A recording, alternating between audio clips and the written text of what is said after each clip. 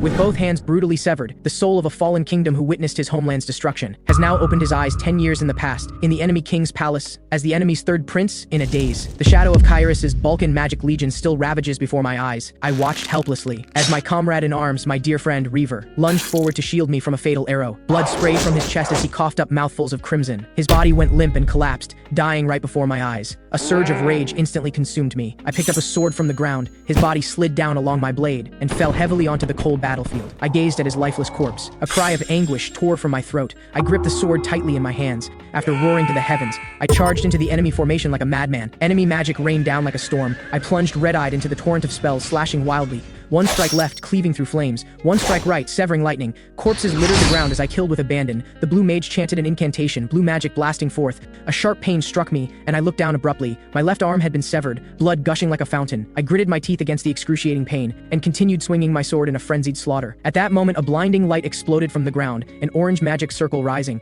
The oppressive death aura emanating from that magic circle instantly seized my throat. I knew I was powerless to resist alone, but I still gripped my broken sword tight, determined to fight to the death. The next second, devastating magic crashed down like a tsunami. My right arm was severed in response. I collapsed completely to my knees. I looked into the distance at the instigator of this catastrophe. It was Kairis' Mad King, he who ground my beloved homeland into a living hell, and the blue mage in his magic robes proudly declared himself the commander of the magic legion. He walked slowly to my broken body and coldly demanded to know who I was. I used my last breath to roar in response. I am a loyal blade to the king. Before I could finish, his magic pierced through my chest. In my final moments, I witnessed my beloved, my cherished homeland crumbling into ruin. The moment I saw all light completely extinguished, when I opened my eyes again, everything was completely unfamiliar. The little elephant attendant gently urged me to get up, reminding me time was running short. I should head to the dining hall for breakfast. I sat up abruptly, my heart pounding wildly. I instinctively looked at my hands, unable to help but speak. These hands were clearly severed. The servants around me whispered among themselves at these words, and the little elephant attendant's next words struck me like lightning. Prince Franz will arrive at the dining hall soon. The second prince of Kairis, the instigator who destroyed my homeland? My shocked exclamation startled the little elephant attendant. He worriedly asked if I'd had a nightmare, his repeated questions full of anxiety. The name I hated to the core, the arms I'd lost and regained, these palace scenes I'd never seen before, plus the memories belonging to the third prince in my mind, and my own memories of war and destruction, made me unable to help but ask the little elephant attendant, "Who am I?" The little elephant attendant looked puzzled, yet clearly answered, "You are the third prince of Kairis." I urgently asked what year and day it was now. When I heard the answer 522, I was completely stunned. This was 10 years before the last war. As my thoughts churned, I remembered the war's beginning, that mysterious treasure called the Axis of Time, which possessed the power to turn back time once. One day it suddenly appeared in Saklidia's palace. When news spread, the continental hegemon Kairis immediately grew greedy, arrogantly demanding we hand over the Axis of Time. Even though Kairis was a powerful force, we could never give such a dangerous thing to an enemy nation. So we firmly refused their demand, and Kairis launched a war against us without hesitation. In my memory, Brother Chase anxiously tried to stop me from going to the battlefield, saying all who went to battle died, and in the end, he witnessed my death with his own eyes. Wait, could it be? A thought struck me. Did Chase use the Axis of Time to reverse time? If this truly was Chase's only chance for me to save our homeland, I absolutely couldn't waste it. As my emotions surged, the little elephant attendant carefully reminded me that while I might not enjoy breakfast gatherings, we really couldn't delay any longer. I rose and walked to the window, pushing it open. The view outside was elegant and peaceful, serene in every way. I took a deep breath of the fresh morning air, my mind settling slightly. To seize this hard-won opportunity, I must live well as Kairis' third prince. I gripped the window frame tightly with both hands, slowly turned around, a cold smile spreading across my face. I ordered the little elephant attendant to prepare everything immediately and follow me. Soon we arrived at the breakfast venue. The first prince had clearly already arrived. I quickly walked to the dining table with the little elephant attendant. I knew full well that Kairis' three princes were all half-brothers. The first prince was of divine nation Danhill's bloodline. Though the king ordered us to eat together every day according to the memories in my mind, he always treated the third prince as invisible. As expected, when I entered and apologized for being late, he showed no reaction whatsoever. Being so blatantly ignored annoyed me greatly, but I didn't show it, simply taking my seat. I thought to myself, the other one who hasn't arrived yet must be him. The next second, an attendant announced that the second prince had arrived, but when I saw him, I couldn't help but freeze. What royal family in the world would dress like this and run around? Is this really the Mad King from my memory who destroyed my homeland? Just from this outfit alone, he certainly lives up to the word mad. In the third prince's memories, the first prince never dared provoke the second prince, because the current queen of Kairis was the second prince's mother, that poisonous queen. In this palace, no one could rival her power. I really don't know how to survive in a place like this. I looked him up and down. The first prince appeared distant and cold, looking like nothing concerned him. The second prince's words and actions were crude and vulgar, completely lacking royal bearing. I desperately told myself to play the role of third prince well. I couldn't waste the opportunity Chase gave me, but I couldn't help thinking, it was this very person before me, the second prince of Kairis, who destroyed my homeland. I truly wished I could kill him right now. Deep inside me, the hatred born from my homeland's destruction kept surging to the surface. Perhaps my gaze was too direct. The second prince suddenly exploded in rage, throwing things, angrily cursing that I dared look at him that way. Just then, the first prince sternly rebuked the second prince. The second prince glared at me through gritted teeth. The first prince set down his teacup, gesturing for the second prince to sit, but the second prince stubbornly refused to sit down. The first prince's gaze turned to me. The second prince also stared over. I pretended to be confused, acting completely oblivious. The second prince irritably grabbed at his hair, complaining that those cursed blood eyes ruined his appetite, and turned to leave without looking back. Then the first prince also stood up, coldly warning me to watch my behavior, saying the king's birthday was approaching, now wasn't the time to stir up trouble. I was stunned. Huh? Was this disturbance somehow my fault? That guy clearly started it first. After the second prince left, the little elephant attendant immediately came forward to ask with concern if I was all right. He knelt on one knee, carefully wiping the stain that had splattered on my shoes. Even though he watched the third prince being ignored every day, he still took care like this, as if caring for his own body. Having someone like this by my side was truly fortunate, despite the misfortune. I reached out and patted the little elephant attendant's shoulder, thanking him. I could feel his surprise. After all, normally the third prince would only shed silent tears, yet now I was actually smiling. A memory about the third prince's mother suddenly surfaced in my mind, Kairis' first queen. She had jet black hair, red eyes that seemed to contain sacred fire, and the third prince was the only one who inherited her appearance. Unfortunately, the power he possessed was extremely weak. Even more pitifully, the third prince always tried to hide his red eyes, simply because the second prince didn't like them, always using the insulting term cursed blood eyes to address him. Thinking of these memories that didn't belong to me, like peeking into someone else's life, I couldn't help but complain. The third prince actually hid his eyes because he feared the second prince, living like a complete fool. Seeing my strange expression, the little elephant attendant softly asked if I had any orders. I shook my head, saying let's go back. The little elephant attendant followed behind me, muttering that I was acting strange today, asking if I'd read night novels last night. He had no idea that the current me was no longer that timid, weak third prince. Walking along, I suddenly stopped. I asked the little elephant attendant how old I was now, because I clearly remembered the third prince would die on the eve of his coming-of-age ceremony. Some said he attempted to poison the queen consort but failed, then hanged himself out of fear of punishment, but no one believed it was true. And the current third prince was about to come of age, meaning only 1 or 2 months remained until death. I quickened my pace forward, the little elephant attendant behind me urgently calling for me to slow down. I didn't look back, only one thought remaining: I must survive and find a way to rewrite the war. I ordered the little elephant attendant to fetch scissors, firmly stating I wanted to make some changes. Though his face showed confusion, he still respectfully handed me the scissors. Realizing what I intended to do, the little elephant attendant frantically tried to stop me, saying the second prince would never tolerate such a change. I reassured the worried little elephant attendant, telling him not to worry. Then I picked up the scissors and cut away the long hair, hiding my red eyes without hesitation. The moment the scissors fell, everyone present gasped in shock. My crimson eyes were exposed without cover, showing a sharpness completely different from before. This appearance was my first step in breaking fate and fighting back. I turned to the little elephant attendant, firmly saying I'd handle it myself. No sooner had I spoken than the second prince suddenly appeared, his tone full of impatience and mockery, calling me crazy. The little elephant attendant was terrified, urgently asking what we should do. I watched the second prince approach, still using that insulting term blood eyes to address me. I took a deep breath, met his gaze, and corrected his terminology. The second prince froze for a moment. Then, as if enraged, he shouted my name, then reached out and threw the knife by his side. Everyone was frightened, but I could see the knife was aimed at the little elephant attendant. I didn't hesitate for a second. I reached out and caught the blade firmly. The little elephant attendant turned pale with fright, crying out that my hand was badly injured. But the second prince casually made excuses that his hand just slipped. I endured the severe pain in my hand, a smile spreading across my face, slowly stood up, and placed the knife back on his table, calmly telling him I was fine, in any respect. After returning to the lounge, the little elephant attendant still anxiously urged me to find a healer, but I just waved my hand, saying it was just a minor cut, no need to make such a fuss. I turned to look at the little elephant attendant, asking why he didn't dodge earlier. He clearly knew the attack was aimed at him, and with his abilities, he should have been able to avoid an attack of that level. The little elephant attendant stammered an explanation, saying if he dodged, who knows what excuse the second prince would use to make trouble for me. I sighed helplessly, joking about it being thanks to him, then stood up saying I was going to wash my face and calm down, instructing no one to come in. The little elephant attendant tried to follow to help. I quickly found something for him to do, telling him to clean up the table. Just moments ago, I'd instinctively wanted to attack the second prince with sword energy, but my heart suddenly sent a sharp pain. I had to recreate the situation just now, to confirm this body's condition. When I tried to channel magic power again, the stinging pain struck once more. Near my heart, I sensed 3 magic power circuits. I was shocked to discover the third prince was actually a mage. A few days later, the little elephant attendant looked at my still unhealed wound, nearly in tears with worry, but I could only reassure him it was fine. At that moment, the royal tailor came to pay respects. Upon seeing me, he lost his composure, murmuring about remembering the Grand Queen, then hurriedly apologized. Since cutting my hair, I'd encountered this reaction several times. It was getting tiresome. I knew in my heart that the third prince suffered long-term torment for resembling his mother he'd never met. He even hated seeing his own face, removing all mirrors from his room. I suppressed my annoyance, telling the tailor it was fine and to continue his work. While measuring, he couldn't help but urge me to eat more, saying I was so thin it made him worry, but I'd been eating properly all along. Looking at this thin figure in the mirror, I supposed it really would worry those around me. I suddenly remembered that Kairis' royalty were descendants of dragons, specifically descendants of the 8 heroes who sealed the evil god. Among them, they were granted Kairis royal family family's exclusive blessing, including healing power and magical talent. By rights, my wound should have healed long ago, but there was no sign of improvement. Combined with the heart pain every time I used magic, I couldn't help but worry. If things continued like this, unable to use sword energy or magic, when assassins came for me, I could only wait to die. The tailor turned to fetch prepared clothes, mentioning they were suitable for the king's birthday. Hearing this, I suddenly remembered. The great mage would definitely attend the king's birthday. I had to meet him. The current him was one of the continent's rare 3/7 circle mages, an object of admiration for all mages. In the past, he'd been invited to Kairis King's birthday feast, but was denied entry for unknown reasons. 10 years later, having missed the banquet, he became the continent's only 8th circle archmage, completely proving his abilities. Speaking of understanding magic power,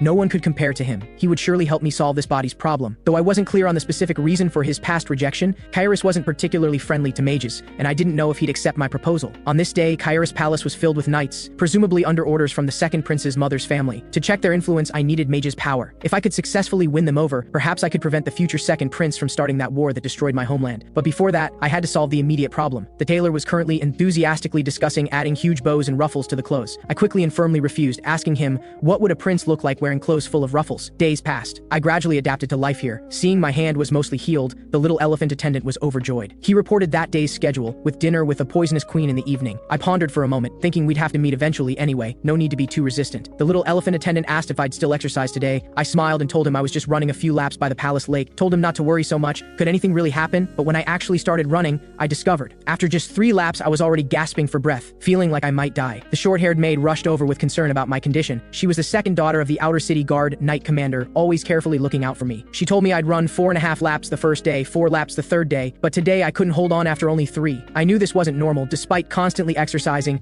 my stamina kept declining. The short-haired maid suggested calling a healer to check, but I politely declined. I knew full well that once I called a healer, they'd quickly discover the magic circuits in my body, and the fact that the third prince was a mage was something even the little elephant attendant didn't know. Rash action would only endanger my life. I could only reassure her that declining stamina couldn't be helped by a healer. Things would get better after some time. Just then, the shouts of knight training came from not far away. It was already time for the Pavel Knights training. On the training ground, the knight commander strictly scolded students, telling them to focus, watch the blade, don't hesitate. That familiar scene reminded me of past days. I couldn't help but find it interesting, while the short-haired maid looked puzzled. She said I'd never been interested in swords and such before. At that moment, the knight commander noticed us too. While I casually brushed off the short-haired maid, he'd already walked up to us. They were ostensibly the Royal Knight Order, but actually the Poisonous Queen's exclusive knights to check the king's power. I heard the knight commander's impatient tone ordering us to leave, saying we were disrupting the knight's training here. The short-haired maid rebuked his rudeness, announcing I was the third prince. At these words, the knight commander not only showed no respect, but became even more contemptuous. He even mockingly said he thought it was rat spying. Hearing such insolence, I was instantly furious. Was this deliberate harassment again? The short-haired maid angrily wanted to continue arguing, but the knight commander interrupted, pretending I wouldn't mind such a misunderstanding, but inwardly full of doubt, because he clearly remembered the past me, that extremely timid, disregarded third prince who would panic and apologize when standing in his way. Yet the terrifying aura emanating from me now left him somewhat at a loss. I walked straight up to the knight commander, seriously asking what his duties were. The knight commander broke out in cold sweat, trying to deflect with the excuse of busy training, telling me to mind my own business. The surrounding knights whispered among themselves. The short-haired maid stood by helplessly, while I persisted in questioning, repeating the same question. Everyone present was stunned. The knight commander had no choice but to answer reluctantly, saying his duty was to improve the royal knight's combat power and protect the kingdom and royal nobles. I nodded in agreement, then grabbed and snapped a nearby branch, bluntly stating he'd fulfilled none of these duties. I pointed out without courtesy, having just observed their training. It was an absolute mess. As soon as I finished speaking, I jumped up with the branch in hand, launching an attack. The knight commander broke out in cold sweat, thinking to himself if he didn't block this move,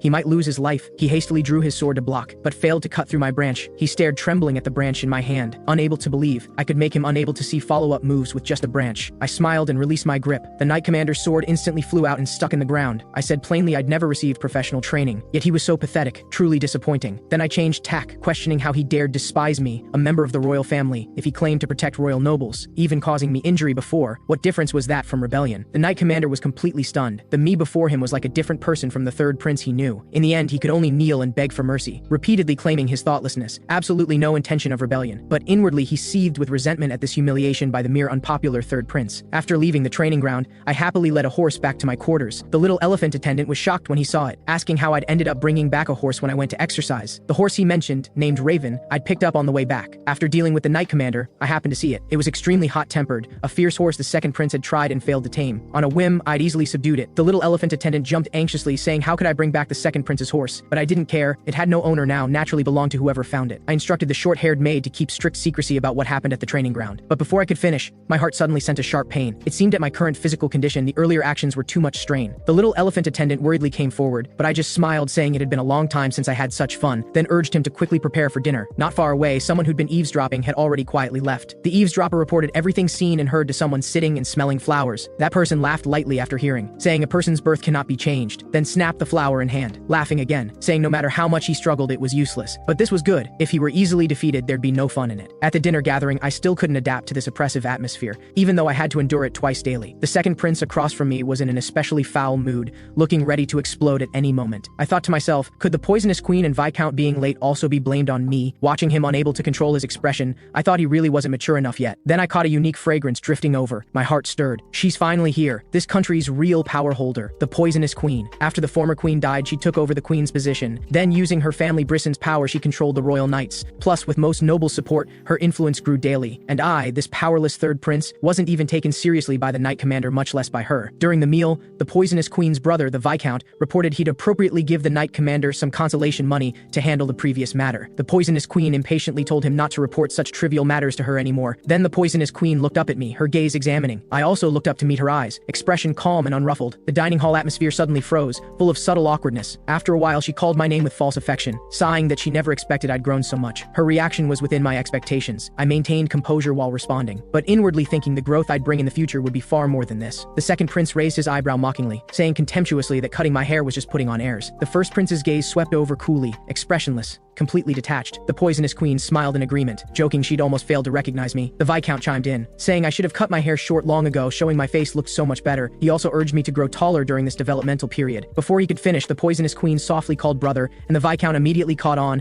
coughing and changing topics, saying he was hungry and urging food to be served. I laughed inwardly. As master of the Brisson merchant group, he really couldn't read the room, just like the rumors. At that moment, the poisonous queen turned to the second prince, questioning why he hadn't told her about his horse being uncontrollable. The second prince responded carelessly, saying that horse was useless to him. Keeping it just took up space. Bringing up such trivial matters was wasting time. As he spoke, he violently threw his utensils, standing up and saying he'd take his leave first. The poisonous queen bit her teeth in anger, but couldn't make him stay. 3 weeks later, it was finally the king's birthday. Inside and outside the palace was bustling, everyone careful not to make any mistakes. Guests arrived in endless streams, some exclaiming about seeing an elven delegation, some staring at the many gifts the delegation brought, sighing that this birthday banquet would surely be magnificent. Others speculating the princes must be busy preparing for the banquet, eagerly anticipating seeing them. Meanwhile, inside the palace, I was trying on the birthday formal wear. The tailor suddenly looked worried, asking if I'd been eating properly these days. Just as I was about to respond, blood suddenly started flowing from my nose and wouldn't stop. The little elephant attendant cried out in alarm, rushing up saying we should call someone to check, but I waved it off, saying it wasn't serious, just hadn't been sleeping well, specifically showing the bleeding had stopped. But the tailor was extremely anxious, saying the problem wasn't nosebleeds, but that I'd gotten even thinner. I was somewhat surprised. How could this be? Had I been exercising too hard lately? But the truth was, though I'd been exercising diligently, my stamina kept declining. Every time I used magic, my heart still felt painful. Clearly, this body's heart had some problem. The tailor insisted I get checked, but I thought it unnecessary to make a big deal.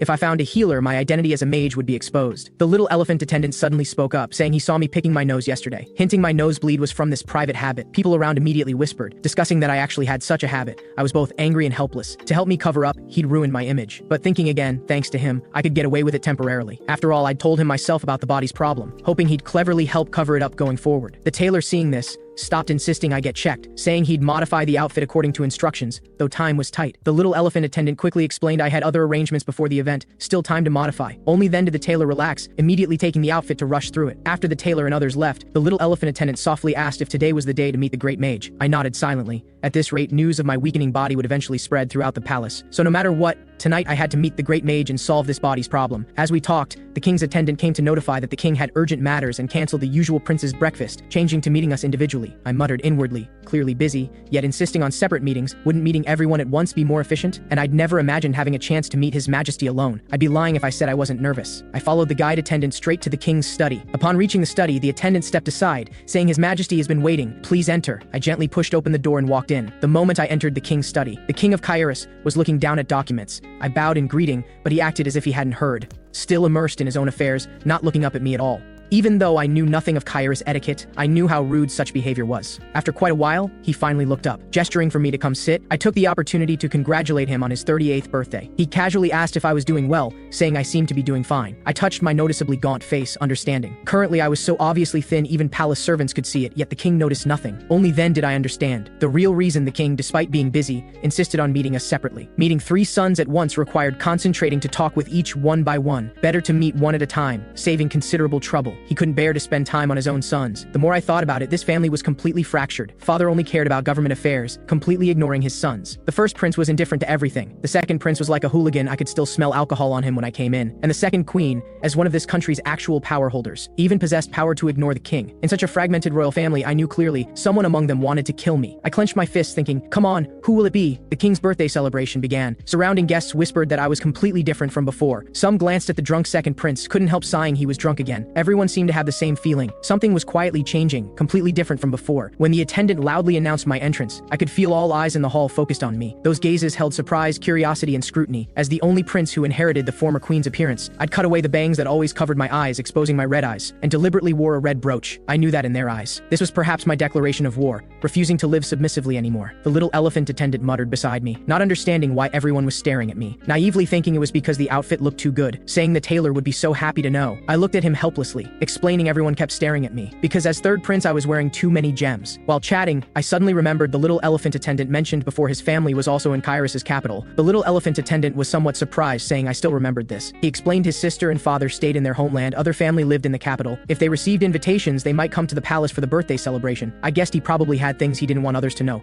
so I didn't ask more. Instead, changing the topic, saying at this banquet, I had someone I wanted to meet. The little elephant attendant looked eager for gossip, thinking it was some beautiful lady. I asked if he knew why the dance hall was called Siegfried Hall. The little elephant attendant immediately nodded, explaining the hall's name came from Duke Siegfried family's first patriarch. He was one of the 8 heroes in the Two Gods War, and Siegfried was Kairis's only Duke family. Though they possessed powerful strength, they held to a creed of protection, loyal to royalty for 500 years. I remembered the emotion I felt as Baron in my past life hearing this story, couldn't help but emphasize, telling the little elephant attendant. One person I wanted to meet was the Grand Elephant Duke. As soon as I spoke, hearty laughter came from not far away. It was Grand Elephant Duke himself. I schemed inwardly. Grand Elephant Duke, who'd held to his beliefs for years, was exactly the talent I needed. Why not test how sharp he was? I quietly released a bit of sword energy. Sure enough, he immediately sensed it. Grand Elephant Duke suddenly turned around, his gaze precisely locking onto me at the high place. I condensed my fingertips, silently retracting the leaked sword energy. The little elephant attendant whispered that Grand Elephant Duke seemed to have noticed me. I wasn't surprised inwardly. He was one of the continent's 5 sword masters. How could he not notice this subtle sword energy fluctuation? Though I was grateful for his sharpness, now wasn't the time to acknowledge each other. I could only pretend nothing happened and silently leave. The king's speech soon ended. He thanked everyone who gave blessings and invited everyone to enjoy the evening. Taking advantage of the lively scene,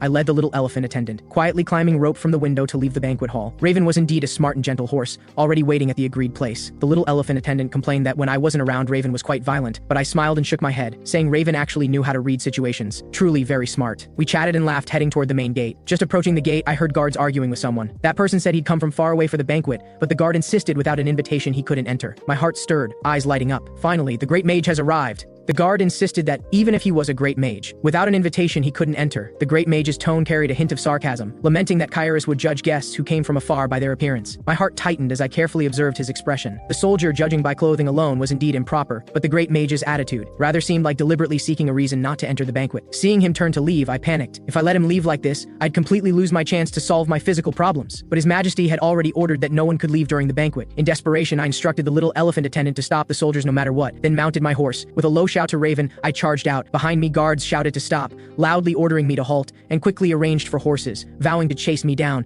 I'd already galloped away, leaving the guards' shouts behind, while the little elephant attendant spun around anxiously on the spot, yet still remembered my instructions, trying to find ways to stop the soldiers. Just in this chaos, a steady voice suddenly rang out, telling the guards to stop, claiming Grand Elephant Duke would take responsibility for the third prince's outing. The guards looked confused, questioning who this person was to dare address the Duke by name. At that moment, the little elephant attendant revealed his true identity. He was actually Grand Elephant Duke's eldest son. Grand Elephant Duke appeared with a smile, joking he never expected his son to do such a thing, and brought up how the little elephant attendant had left home just to stay by the third prince's side. The little elephant attendant, both embarrassed and anxious, quickly interrupted his father, worried the king would investigate the relationship between the third prince and the Duke's family. But Grand Elephant Duke was quite confident, saying the king wouldn't inquire into this matter. He explained that the king was someone who thought far ahead. If the third prince merely happened to accept help from the Siegfried family, the king would be wary of this goodwill. But if we helped each other out of personal friendship, and the king didn't punish us, it would acknowledge the friendly relationship between the third prince and the duke's family, and the Brisson family behind the poisonous queen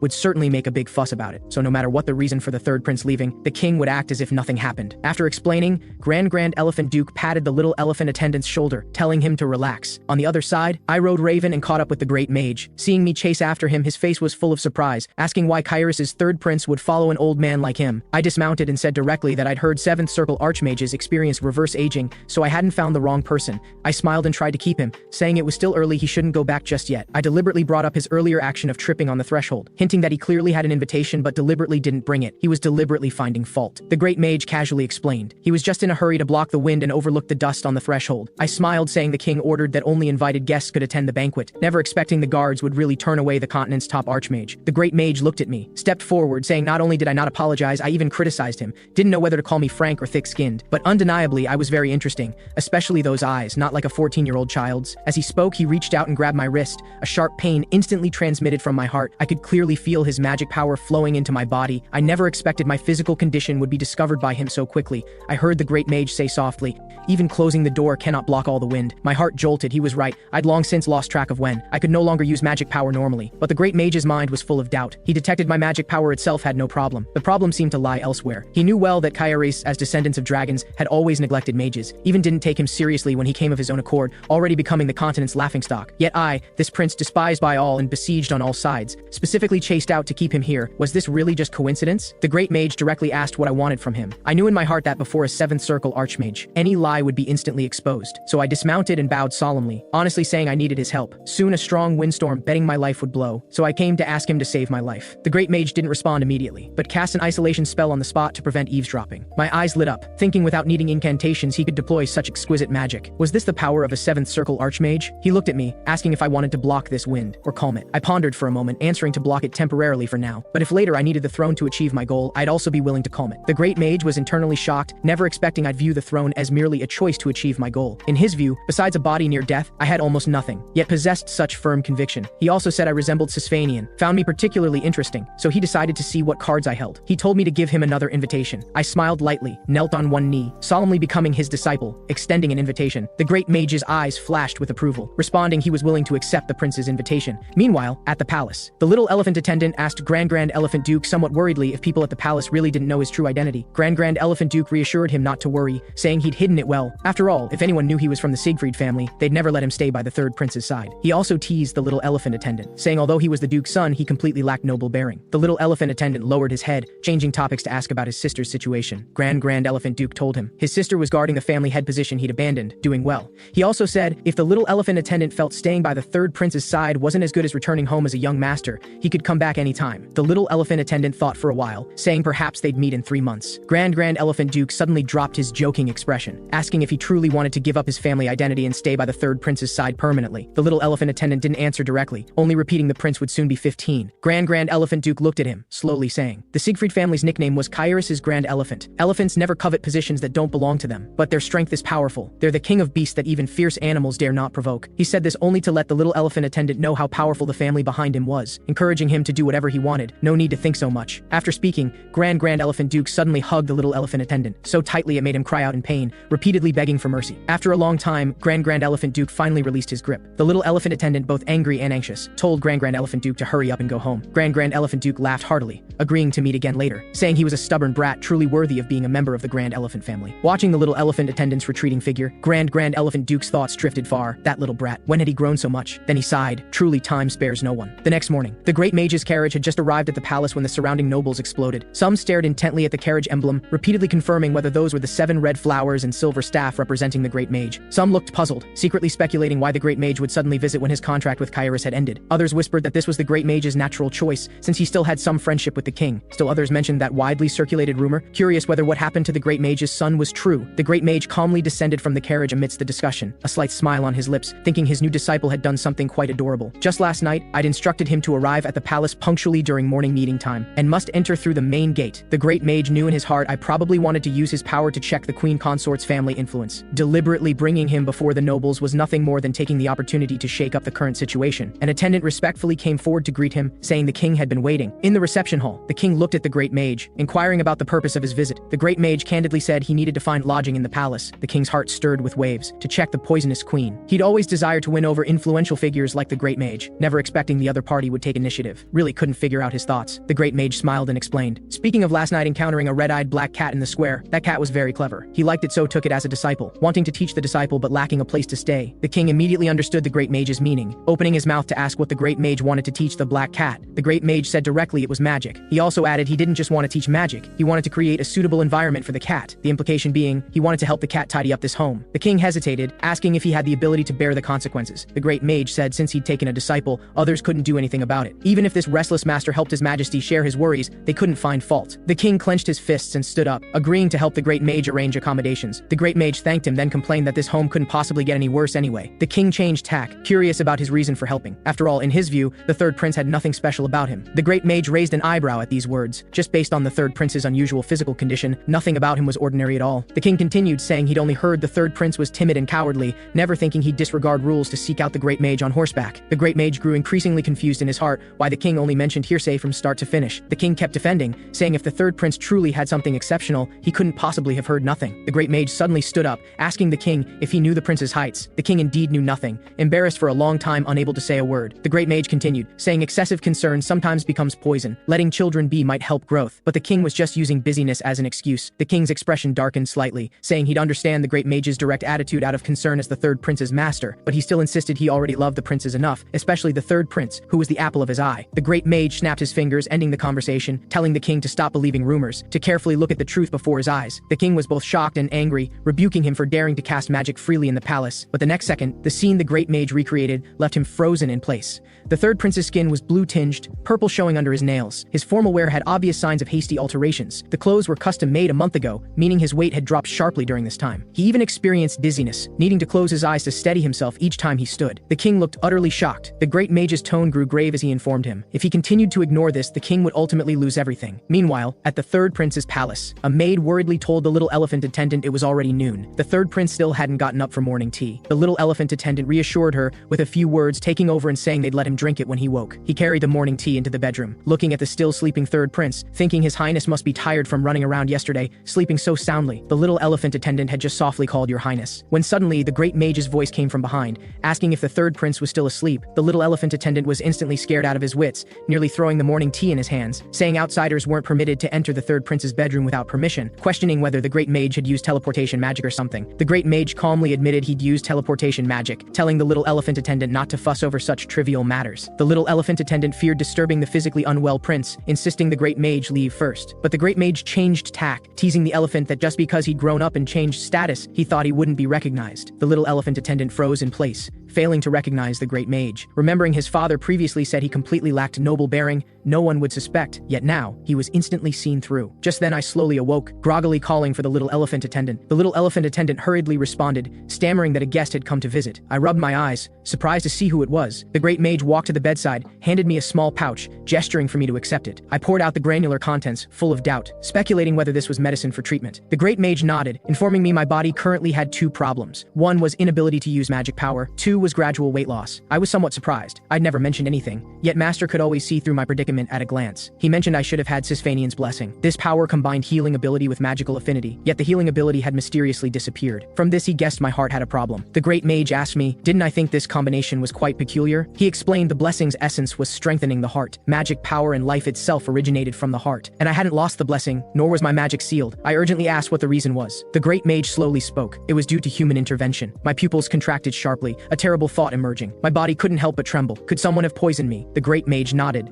then said if not for the blessing sustaining me, I'd already be dead. The poison stressed my heart, healing ability reached its limit, plus my attempts to use magic triggered strong heart rejection. If I didn't take the antidote soon, certain death awaited. Looking at the pouch of antidote on the table, I thought darkly the original third prince was murdered. Before my rebirth he'd been poisoned for a long time. This was clearly a premeditated conspiracy, but there was one thing I found puzzling. If they poisoned him to death, why were they now rushing to eliminate this dying person? A murderous intent surged from my heart. The Great Great Mage sensed the abnormality, secretly shocked. This was definitely not killing intent a 14-year-old should possess. He was probably wondering who I really was, but now wasn't the best time to explain. I suppressed my anger, took out a pill. The Great Mage nodded, telling me to hurry and take it. I had a sudden thought, asking what would happen if I took poison and antidote simultaneously. The Great Mage looked puzzled, saying even with the antidote, continuing to ingest poison could at most provide 10 days of relief. I said that was enough. The Great Mage grew more confused, asking if I knew something. I determined the poison source was the daily morning tea, choosing to make me drink it in front of everyone. Both ensured I'd definitely ingest it and minimize the risk of the poisoning being discovered, since no one else drank it. Inwardly, I also speculated the original third prince might have noticed something wrong and perhaps refused the poisoned tea, which was why they couldn't wait to send assassins to kill him. The Great Mage agreed with my analysis but didn't understand why I wanted to keep it secret. After my rebirth, everything had changed. I couldn't guess what killing moves they'd use next, so before finding a complete solution, these matters must remain strictly confidential. I didn't say it aloud, but knew clearly in my heart that once news spread, the little elephant attendant and others would definitely be dragged into trouble. I couldn't let them fall into danger because of me. Moreover, the villains dared to keep openly poisoning me like this, meaning they had absolute confidence they wouldn't be caught. The Great Mage seemed to read my thoughts, suddenly mentioning the little elephant attendant shouldn't have problems. Though I had doubts hearing this, I didn't ask further. The atmosphere eased slightly. The Great Mage turned to ask what I planned to do now. A memory of my father from my past life involuntarily surfaced in my mind. He once said, "To know the opponent's cards, you must first bet what you have." Never expected at a time like this, I'd recall his words. I steadied myself, making a request to Master, hoping tomorrow evening he could take me out of the palace. Soon it was the next day. Chaotic sounds came from the second prince's bedroom. Attendants anxiously urged the second prince to get up. The poisonous queen pulled back the bed curtains, her tone cold as she rebuked the second prince. It was far too late to prepare for afternoon events at this hour. Despite the alcohol ban, he still reeked of liquor. Why was he so obstinate? The second prince asked rudely what she was doing here, told her to leave after finishing. The poisonous queen ignored his rudeness, continuing that the third prince had taken a master, and that master was a seventh circle archmage. Now the nobles' minds were beginning to waver. The second prince asked indifferently what of it. The poisonous queen scolded him for being hopeless,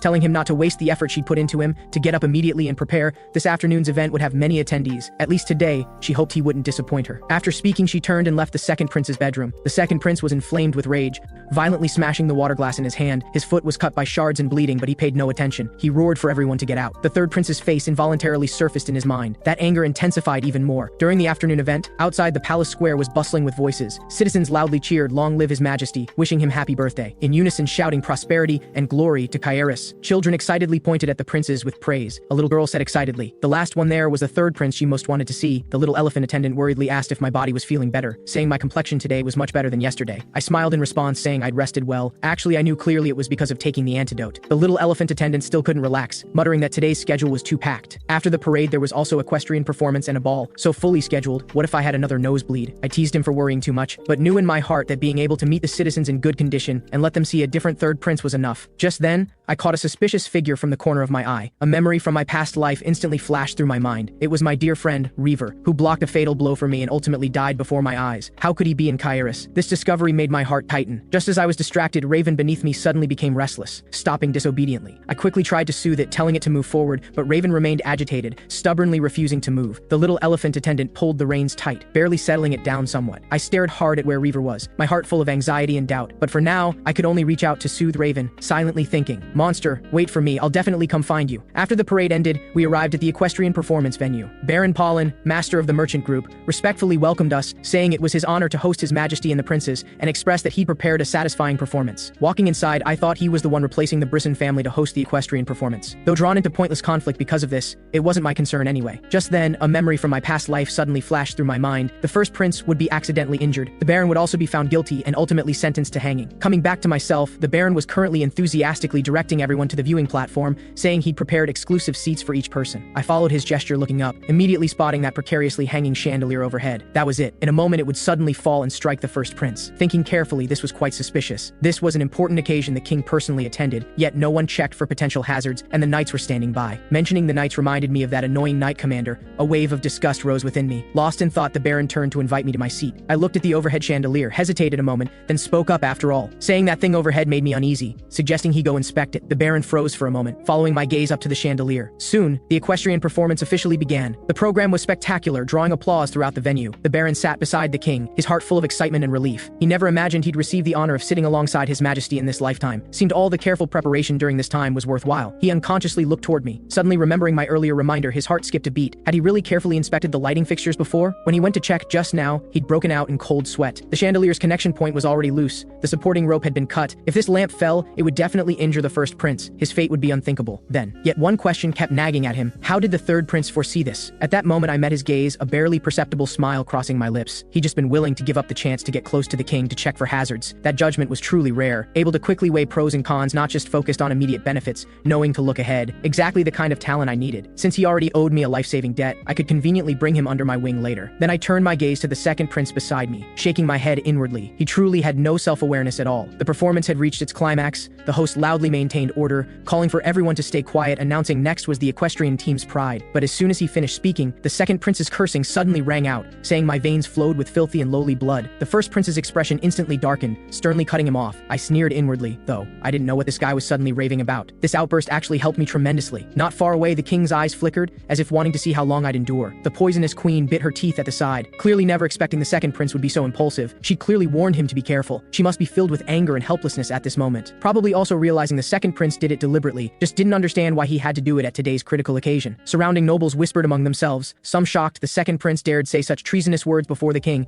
feeling they couldn't keep supporting him. They began to waver, thinking with the great mage's protection, I might also be qualified to become crown prince, feeling they couldn't just keep watching. It was time to make a choice. The performance soon ended. Thanks to my reminder, the first prince avoided disaster. Yet the king made no response to the second prince's terrible words. Though this was the situation I hoped for, I still had doubts. If this incident was truly orchestrated by the poisonous queen, she was far too calm at this moment. Could it be she actually knew nothing about this? My thoughts suddenly drifted, as if conversing with my father from my past life. Father asked if I thought this incident in Kairis was merely a terrorist attack on royalty. Besides attempting to harm princes, were there other deeper reasons? My brother's voice also surfaced, asking if I knew how much money could be obtained, laughing that he hadn't forgotten those accounts I'd recorded. I suddenly understood. If they eliminated the master of Kairis' second largest merchant group, who would gain the most benefit was undoubtedly the viscount who owned the largest group, the poisonous queen's brother. Snapping back to reality, I immediately asked the little elephant attendant what important industries Baron Pollen had. The little elephant attendant thought for a moment, answering the Baron was most famous for diamond mines. I was certain in my heart, that's right, as long as the Baron disappeared, control of diamonds would be completely seized by the Brisson merchant group. That viscount fellow really knew how to play tricks. I immediately spoke, telling the little elephant attendant to help me cancel all remaining events. The little elephant attendant was shocked, hastily trying to dissuade me, saying the upcoming ball would be attended by most nobles. Canceling really wasn't appropriate. I deliberately acted disappointed, explaining it might be because of the earlier insults that deeply affected me. I probably couldn't attend the ball. At the palace, the king sat alone in contemplation, wondering what had happened during this time. The great mage's earlier warning, the poisonous queen's actions, the second prince's insults, and his beloved grand queen's deathbed entreaty, urging him to take good care of their son. Just then, a servant hurriedly reported, saying the queen consort had arrived. As soon as the words fell, the poisonous queen walked into the hall. A maid nearby saw this, quickly stood up saying she'd prepare fresh tea. The poisonous queen's gaze swept around, puzzled, asking why she hadn't heard of any guests. The king responded coolly, saying no need to prepare, the guest would leave soon, then directly asked what she wanted. Looking at the king's demeanor, the poisonous queen restrained some of her edge, suggesting they let the Brisson family apologize on behalf of what happened today. The king thought inwardly, never expecting the second prince's outburst would dampen the poisonous queen's arrogance. Seemed at this stage, stabilizing the second prince's position was most important to her. The poisonous queen continued, saying today's performance left a deep impression, suggesting they give the baron who hosted it some reward. The king's eyes moved slightly, asking back if she had her own ideas about this suggestion. The poisonous queen immediately responded, suggesting they grant the baron the royal horse and equipment supply rights held by Brisson. The king was greatly shocked inside, never expecting she'd be willing to give up such an easy moneymaker. This reminded him of the great mage's earlier advice. The great mage had said this incident wouldn't make the poisonous queen give up the royal knights, because things hadn't reached the point where she needed to let go. If only to make up for the second prince's outburst, this sacrifice was too great for her, but she'd still pay an appropriate price. So the king should pretend not to know this time, and watch how things develop. After pondering, the king decided, have the second prince enter the ball with him tonight. The poisonous queen immediately smiled, responding that the second prince would be very happy. On the evening of the ball, the king and second prince entered the banquet hall together, and the baron was granted the royal horse and equipment supply rights. Everyone understood this was a deal between the king and poisonous queen to smooth over the second prince's outburst scandal. The Brisson family's willingness to bear this loss was enough to prove the second prince's words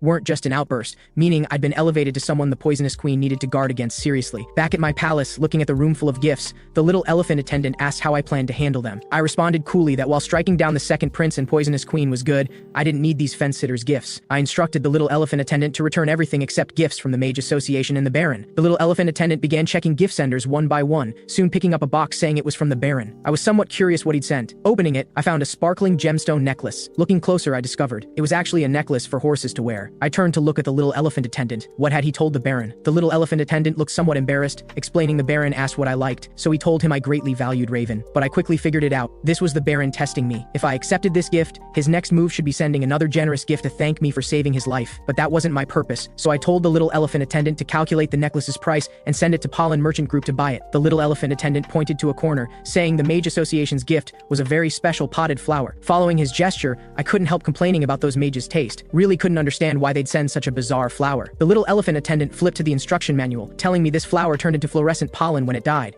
He then asked if I wanted to send it back to the association. I shook my head, saying no need, already having an interesting idea in mind. Before long, I deliberately knocked over the morning tea on the table. The maid saw this and hurried over, asking worriedly if I'd been scalded. I smiled, saying it was fine, my hand just slipped. Just regrettable, all this good tea was spilled everywhere. The little elephant attendant quickly called people over to clean up, asking somewhat worriedly if anything would happen since this was a flower pot the Great Mage sent. I firmly responded it was fine, deliberately adding that there was no poison in the morning tea anyway. Just leave the pot there. After all, I quite liked that flower. As night fell, the Great Mage came as agreed, quietly taking me out of the palace. I thanked him for taking time from his busy schedule to help. The Great Mage smiled in response, saying this wasn't difficult. He looked at me, saying I seemed much happier than in the palace. I nodded honestly, saying of course I was happy, nearly letting slip this was my first time freely going out. The Great Mage asked if this precious outing really had the king's permission. I vaguely responded, saying someone should be reporting to him by now. The Great Mage laughed heartily, saying he knew it would be like this, then looked at me approvingly, saying truly worthy of being his disciple. I quickly asked if this was praise. The Great Mage caringly asked if I'd been taking the medicine on time.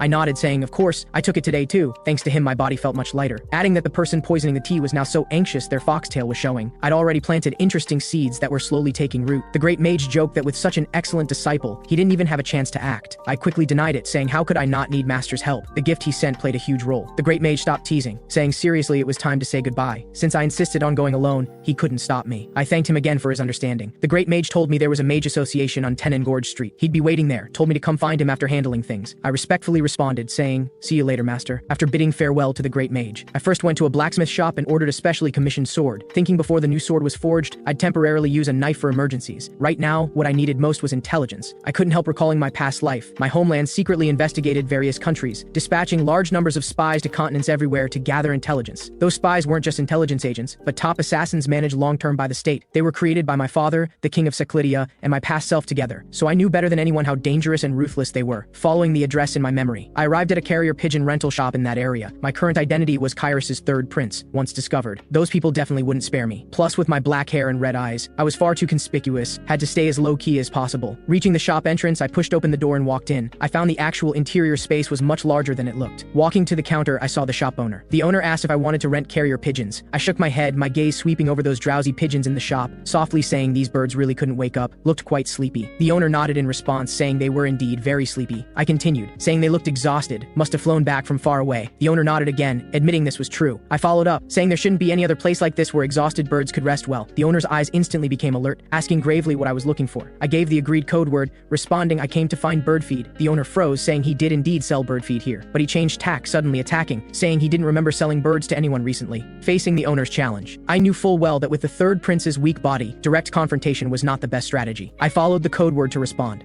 clarifying the bird had just left the nest to find food, naturally wasn't sold from here. In the spy code system I'd established, bird meant spy, feed meant intelligence. Even among compatriots, identities had to be completely secret. This was an iron rule to prevent one person's capture from implicating everyone. The owner asked whose bird I was. I didn't directly report my father's name, though even if I did, no one would see through it, but I chose the agreed code name, responding I was Neverod's bird. Hearing this, the owner stopped testing and gestured for me to follow him. I knew he'd lowered his guard. I was about to become the first prince in Kairis to use Seclidia spies to obtain local intelligence. I made my request hoping to feed the bird that had just left the nest, meaning obtain the needed intelligence and items. The owner nodded, leading me into the space hidden behind the shop, introducing himself with the codename White Eagle, then asking how to address me. I gave the codename I'd already thought of, Red Swan. After entering the innermost study, White Eagle directly quoted a deposit of 8 florins. I couldn't help being wary. Shouldn't he first see what I wanted specifically, then quote a price? But he explained this was the rule for custom service. I took out the appropriate deposit and gave it to him. He then produced the items and intelligence I'd requested. I accepted the items, examined them to confirm, then thanked him and stood to leave. Reaching the door, White Eagle suddenly called out to stop me. He smiled, saying, this trip carried considerable risk, and reminded me to be careful. I appeared to accept his words, but inwardly sneered. No matter how dangerous, it wouldn't be more dangerous than this veteran spy. Leaving the carrier pigeon shop, night had fallen. I tried to keep a low profile heading to the Mage Association.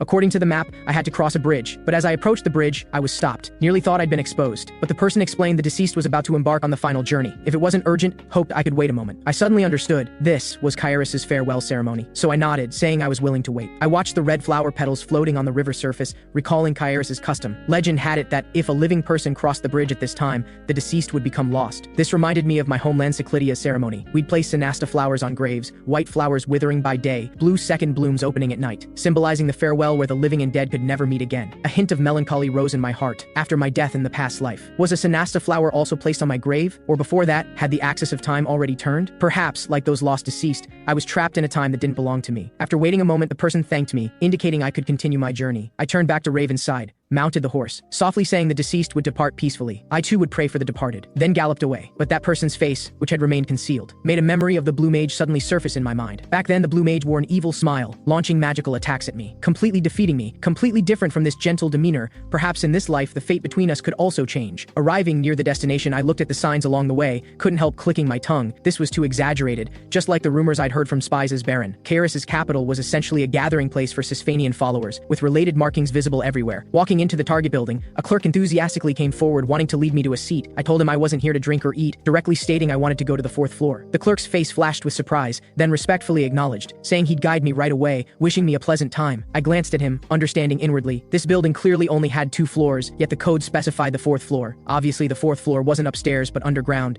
hiding another secret space. What I sought wasn't the 3rd floor's small-stakes poker gambling halls, but the illegal fighting arena hidden beneath, deeper down. This was the core intelligence I'd requested from White Eagle. After entering the room, I turned the secret switch on the wall. The hidden door behind the bookshelf opened in response. A passage leading underground slowly appeared. I descended the stairs. Piercing roars and thick scent of blood assailed me, truly nauseating. Brutal fighting was taking place in the arena. The audience roared madly, urging fighters to deliver killing blows. The referee announced the victor, called the Blood Fist fighter. Those who won their bets rushed excitedly to collect their winnings. Those who lost their bets were furious, rushing forward wanting to kill the fighter. The entire scene was filled with humanity-destroying madness. As I observed, someone came forward demanding an entrance fee. To obtain the intelligence I needed, I had to first follow this place's rules. I immediately paid the entrance fee. Someone gestured for me to follow a girl. She was a sweet-looking, white-haired girl, but throughout she only communicated with me through body language. I looked at her puzzled, observing carefully, horrified to discover one of her ears had been cut off. The revealing clothes she wore were definitely not voluntary. Even more alarming, every girl wore an escape prevention tracking device around her neck, sending a chill through my heart. The white-haired girl poked me, then pointed to the betting table. I immediately understood she was indicating I should place bets. I pulled out 2 gold coins from my chest, placed them directly on the tray in her hand. The rules here were simple and brutal. Just bet money and watch fights. Win bets and you double your money if you kept betting. Consecutive wins could accumulate high profits. Eventually my table was piled with countless gold coins, but my purpose for this trip was definitely not to make money, rather to find someone. Match after match concluded. Finally, someone announced the last special match was beginning. The referee loudly called out one fighter was Bloodhammer, the other was Reaver who'd never won but didn't know how to give up. I suddenly stood up, my gaze locked dead on the arena entrance, thinking, he's here. My thoughts were instantly pulled back to my past life. Memories of Reaver flooded my mind. I remembered Reaver once said he was captured and taken to a fight gambling arena. To save his sister, he was forced to grit his teeth and persevere, but in the end his sister died. I rescued him from that desperate situation, so he was willing to be the sword in my hand, protecting me for life. I didn't hesitate for a second, placing all my previously won chips on Reaver. The white-haired girl beside me was instantly stunned, clearly never expecting I'd make such a decision. Discussions rose and fell around me, all saying this little brat definitely didn't know how to play. It was pure luck that won the money. Others cursed me as a lunatic. I knew full well, Reaver's current win rate was 0. No one believed he could gain revenge in today's revenge match. A kind person couldn't stand it. Came over to advise me not to waste such a large sum, suggesting I bet on someone else. I ignored his advice, turning to ask the girl if she'd confirmed the chips. Emphasizing again all my chips were on Reaver, told her to check carefully. That person kept muttering, saying he was thinking of me out of kindness. If I didn't listen, I'd definitely lose everything. He had no idea how terrifying Reaver was, much less where my confidence in him came from. The arena-side audience grew increasingly frenzied. The referee announced again the prize money for this match had multiplied tenfold. Someone loudly shouted for Bloodhammer to kill Reaver today, teach this arrogant little brat a lesson. In their eyes, I was a new gambler whose head was turned by money.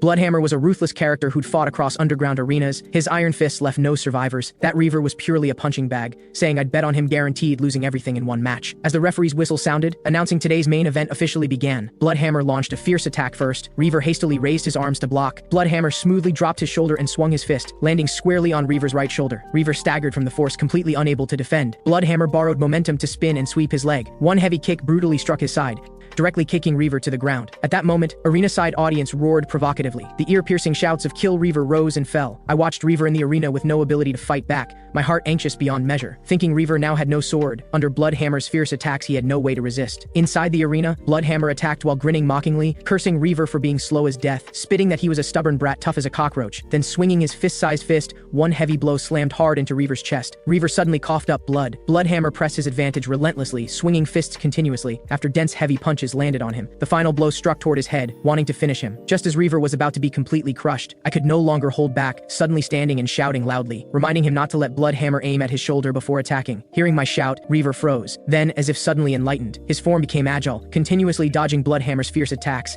He slowly clenched his fists, a fierce look flashing in his eyes, preparing to counterattack. My heart leaped with joy. That's right, just like that. Before long, Reaver keenly caught Bloodhammer's opening when punching. Taking advantage, he thrust a straight punch, then sank his waist to gather strength, launching an uppercut toward his chin, immediately turning his wrist to change fists. A hook punch slammed hard into Bloodhammer's face, directly sending Bloodhammer crashing to the ground. The entire venue instantly fell into dead silence. The white-haired girl beside me also looked stunned. Immediately after, the scene erupted with disbelieving exclamations. No one expected the repeatedly defeated Reaver would actually defeat the perpetual winner Bloodhammer, winning his first victory in his fighting career. Reaver in the arena slowly raised his head, meeting my distant gaze. The confusion in his eyes faded, filled with scrutiny. I grinned, giving him a friendly smile, conveying encouragement. Just then, a voice came from behind, saying the big boss wanted to meet me. I turned to see a burly man. Arriving backstage, the gold-toothed boss looked me up and down, his tone carrying greed, saying my skills were impressive, actually using 3 florins to win 6,000 florins. But he wasn't comfortable handing over such a large sum to a brat like me. I responded coolly, provocatively saying I thought he'd at least try to negotiate. Seemed he was more foolish than I thought. The gold-toothed boss was enraged by my attitude, rebuking me for being so arrogant as a little brat, ordering me to take off my cloak and show my face. I coldly reminded him if I removed my cloak, they might get in big trouble. The gold-toothed boss clearly didn't believe me, ordering his men to come hold me down, also telling them to quickly reveal my noble countenance, to see how impressive I was that I had to hide like this. I stopped wasting words, directly drawing my blade. The sharp edge instantly pierced through his subordinate's hand. That subordinate screamed in agony. The gold-toothed boss cursed inwardly,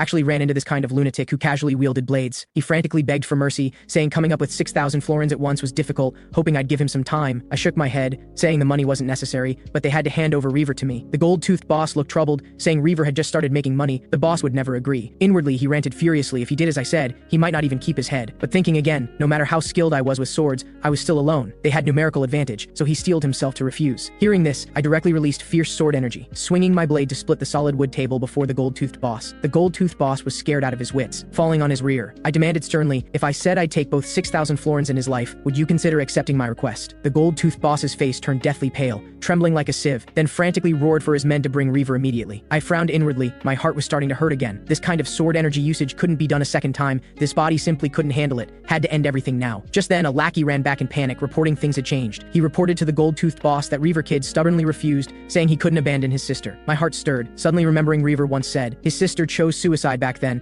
after which he left the fighting arena. He'd always suffered for failing to protect her to the end. At this timeline, Reaver's sister hadn't died. That was so good. I threatened, saying no matter how many people, bring them immediately or face the consequences. Then I added to bring them myself. The gold-toothed boss quickly agreed, guaranteeing he'd handle it. Before that, I held out my hand gesturing, telling them to return both my entrance fee and betting principal, after successfully bringing Reaver and his sister out of the fighting arena. The siblings were both very nervous. Reaver spoke first, his tone full of gratitude thanking me, but couldn't help wondering, asking why I would help them. I smiled reassuringly, telling them not to be so tense, I meant them no harm. Speaking, I took off my cloak and draped it over Reaver's sister. Reaver saw my appearance clearly, his pupils contracted sharply, his face full of shock. The next second, he quickly bowed in salute, saying guiltily he had eyes but couldn't see, actually dared to doubt me, a prince. I gently waved my hand, telling him not to lower his head, no need to be so respectful to me. Looking at these two half-elf siblings with nothing, I knew full well how hard their past days had been. I recalled the conversation from my past life, asking Reaver again. When fighting, he exposed his shoulder. That was a common habit for novices practicing swordplay. Could it be he wanted to become a knight? Reaver was silent for a moment, shaking his head, saying he didn't want to become a knight, but rather wanted to become a sword that could protect everything. Hearing the exact same answer as my past life, I couldn't help but smile. I tossed him the sword I'd prepared long ago, seriously telling him, if he was willing to be my sword, come find me. Reaver looked confused, puzzled, asking why I treated them so well. I looked at him, calmly saying because I needed a good sword, but inwardly responding, my dear friend, because this is the best way I can repay you. Then I rode to find the Mage Association, stepping into the Great Mage's office in the Mage Guild. I happened to catch the Great Mage burning a piece of paper until he'd completely burned the paper clean. Hearing his low muttering, I spoke up at the right moment, telling him I'd arrived. The Great Mage turned to see me, immediately noticing the disheveled clothes I wore, puzzled, asking if I'd gotten in a fight, how my clothes ended up like this. I downplayed it, responding I hadn't fought with anyone, just experienced many twists and turns handling things today. Everything went smoothly according to plan, but somehow I felt a hint of unease. Was it because I'd done too much in a short time? The Great Mage gazed at me for a moment, lightly flicked his fingers. The teapot on the table automatically began brewing tea. I watched this scene, smiling, saying this place finally had some magical feeling. The Great Mage teased me, asking if I expected to see thunder striking down, light and shadow transforming. that kind of scene? I couldn't help laughing aloud, admitting I did have such thoughts. I looked down at the table again. That short blade was identical to the one I'd bought earlier. I was about to ask the Great Mage what was going on, but the Great Mage asked first, asking why I thought this sword was here. Before I could respond, the short sword suddenly flew up, shooting straight toward my chest. My heart jumped. Oh no, too late to dodge. The Great Mage looked at me, his tone calm, saying, even with a weak body, my reactions were still quick. He explained this was a type of magical artifact that could replicate weapons the other party had hidden, a method of warning the opponent. I clutched my chest wound, instantly understanding the Great Mage never intended to attack me from the start. I'd been too hasty, instinctively using sword energy just now, which was sensed by the artifact. The Great Mage indeed detected the abnormality,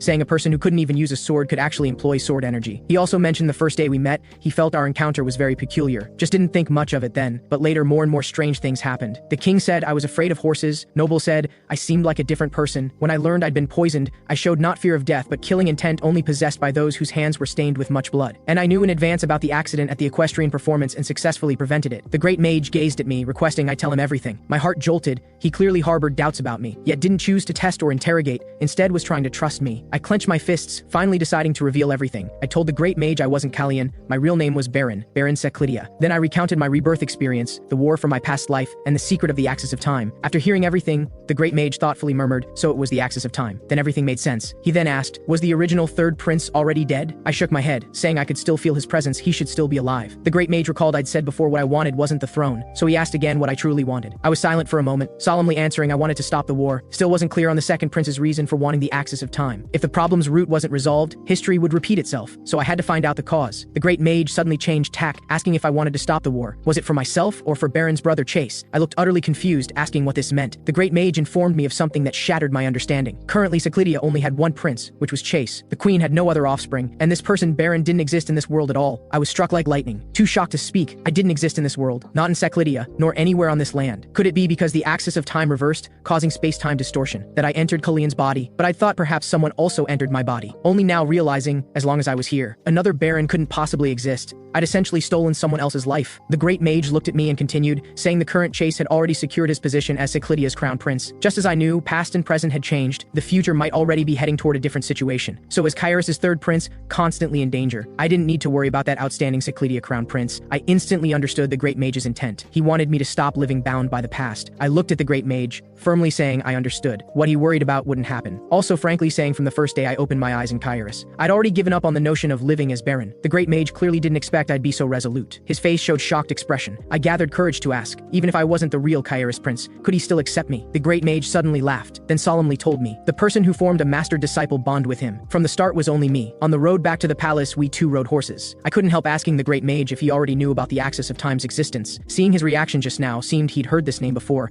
didn't know what else he knew. The Great Mage pondered, saying about this time last year, Chase had asked him about the axis of time. He secretly went to Seclidia once, but only found out the axis of time wasn't made by humans, learned nothing else. A month ago, he received news the axis of time had disappeared from Seclidia, and I happened to return to 10 years ago a month ago, my mind filled with doubts. As I returned to the past, the axis of time also disappeared. Was this coincidence or inevitability? Why was I reborn? Where did the axis of time go? The Great Mage interrupted my thoughts, saying even thinking about these now wouldn't find answers, but we could ask a certain learned person, and I'd meet her soon. That person was Sisfanian. I suddenly remembered my coming-of-age ceremony was about to arrive. Kairis Princess's coming-of-age ceremony was called Rosalita, going to Sisfanian's cave to perform the ritual announcing becoming true royalty. There, one could see Sisfanian's oracle. The Great Mage instructed me that to smoothly hold the coming-of-age ceremony, I had to first find a way to survive, so I must quickly resolve the poisoned morning tea matter. I confidently responded, the seeds I'd planted should have sprouted. Back at the palace, the little elephant attendant was already anxiously waiting at the door. Seeing me, he immediately came forward, complaining I returned too late, made him worry terribly. I ignored his complaints, going straight to the window to check that special potted flower. As expected, the traces on the leaves confirmed my speculation. The little elephant attendant still muttered beside me, saying if I wanted to sleep, I should wash up first. I interrupted him, smiling, saying I'd show him something cool. The little elephant attendant looked puzzled,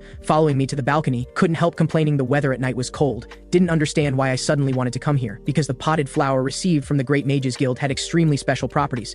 After it died, it would turn into fluorescent pollen and spread. Earlier, I deliberately pretended to slip in front of everyone, pouring that cup of poisoned morning tea into the pot, secretly observing the reactions of the servants around me. If a mortal touched this poison, they couldn't last even a day. If a plant absorbed the poisoned tea, naturally it couldn't survive either. But surprisingly, that potted flower didn't wither, instead remained vibrant, just like someone had switched it. The little elephant attendant leaned forward, looking at the expanse of blooming fluorescent pollen below, couldn't help exclaiming how beautiful. I already had my answer in my heart. Even if the switch succeeded without being discovered, there was no way to casually discard the poisoned dead flower. had to keep it in the safest place, and that dead potted flower would ultimately lead me to catch the real culprit, the master of Hessia Palace, the poisonous queen. The next morning, the sky suddenly began drizzling. I stood quietly by the window, faintly hearing movement outside the door. I turned to actively greet the entering little elephant attendant. He didn't expect I'd wake so early today, saying in the past it was always him waking me up. Now that I woke myself, he felt somewhat unaccustomed. I told him I slept well last night and woke at dawn. The little elephant attendant joked it was truly rare the sun would rise from the west. Speaking, he handed over the morning tea. I accepted the morning tea and took a light sip. Though the toxicity was extremely hidden,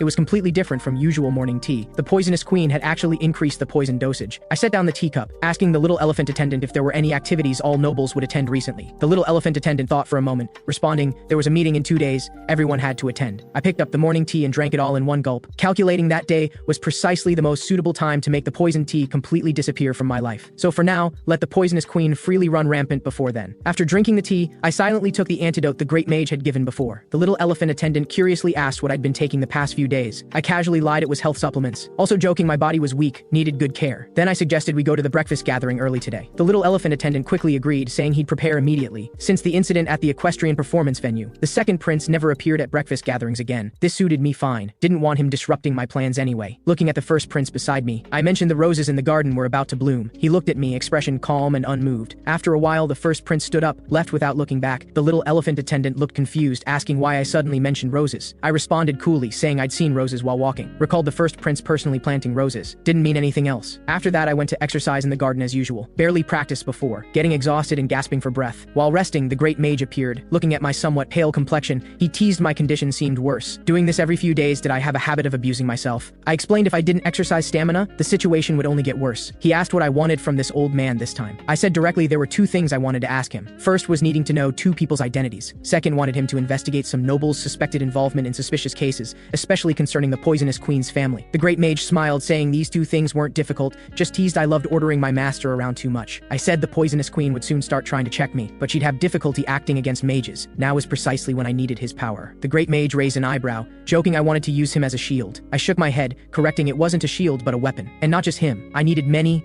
mages to help. Recalling my past life's tragedy, I frankly said I knew better than anyone how powerful, well-trained archmages were. So this life, I definitely had to form my own magic legion. Hearing magic legion, the Great Mage was greatly shocked, reminding me archmages weren't like knights, very difficult to grow through training. I firmly told him this was possible. I told the Great Mage about my previous life. Back then, when the king proposed forming a magic legion, no one agreed with him, but the king ultimately succeeded in forming the magic legion. However, after the magic legion stabilized, the king passed away, his cause of death highly suspicious. After that, the magic legion fell into the hands of the second prince who inherited the throne. Then the second prince used the magic legion to wage war on my homeland.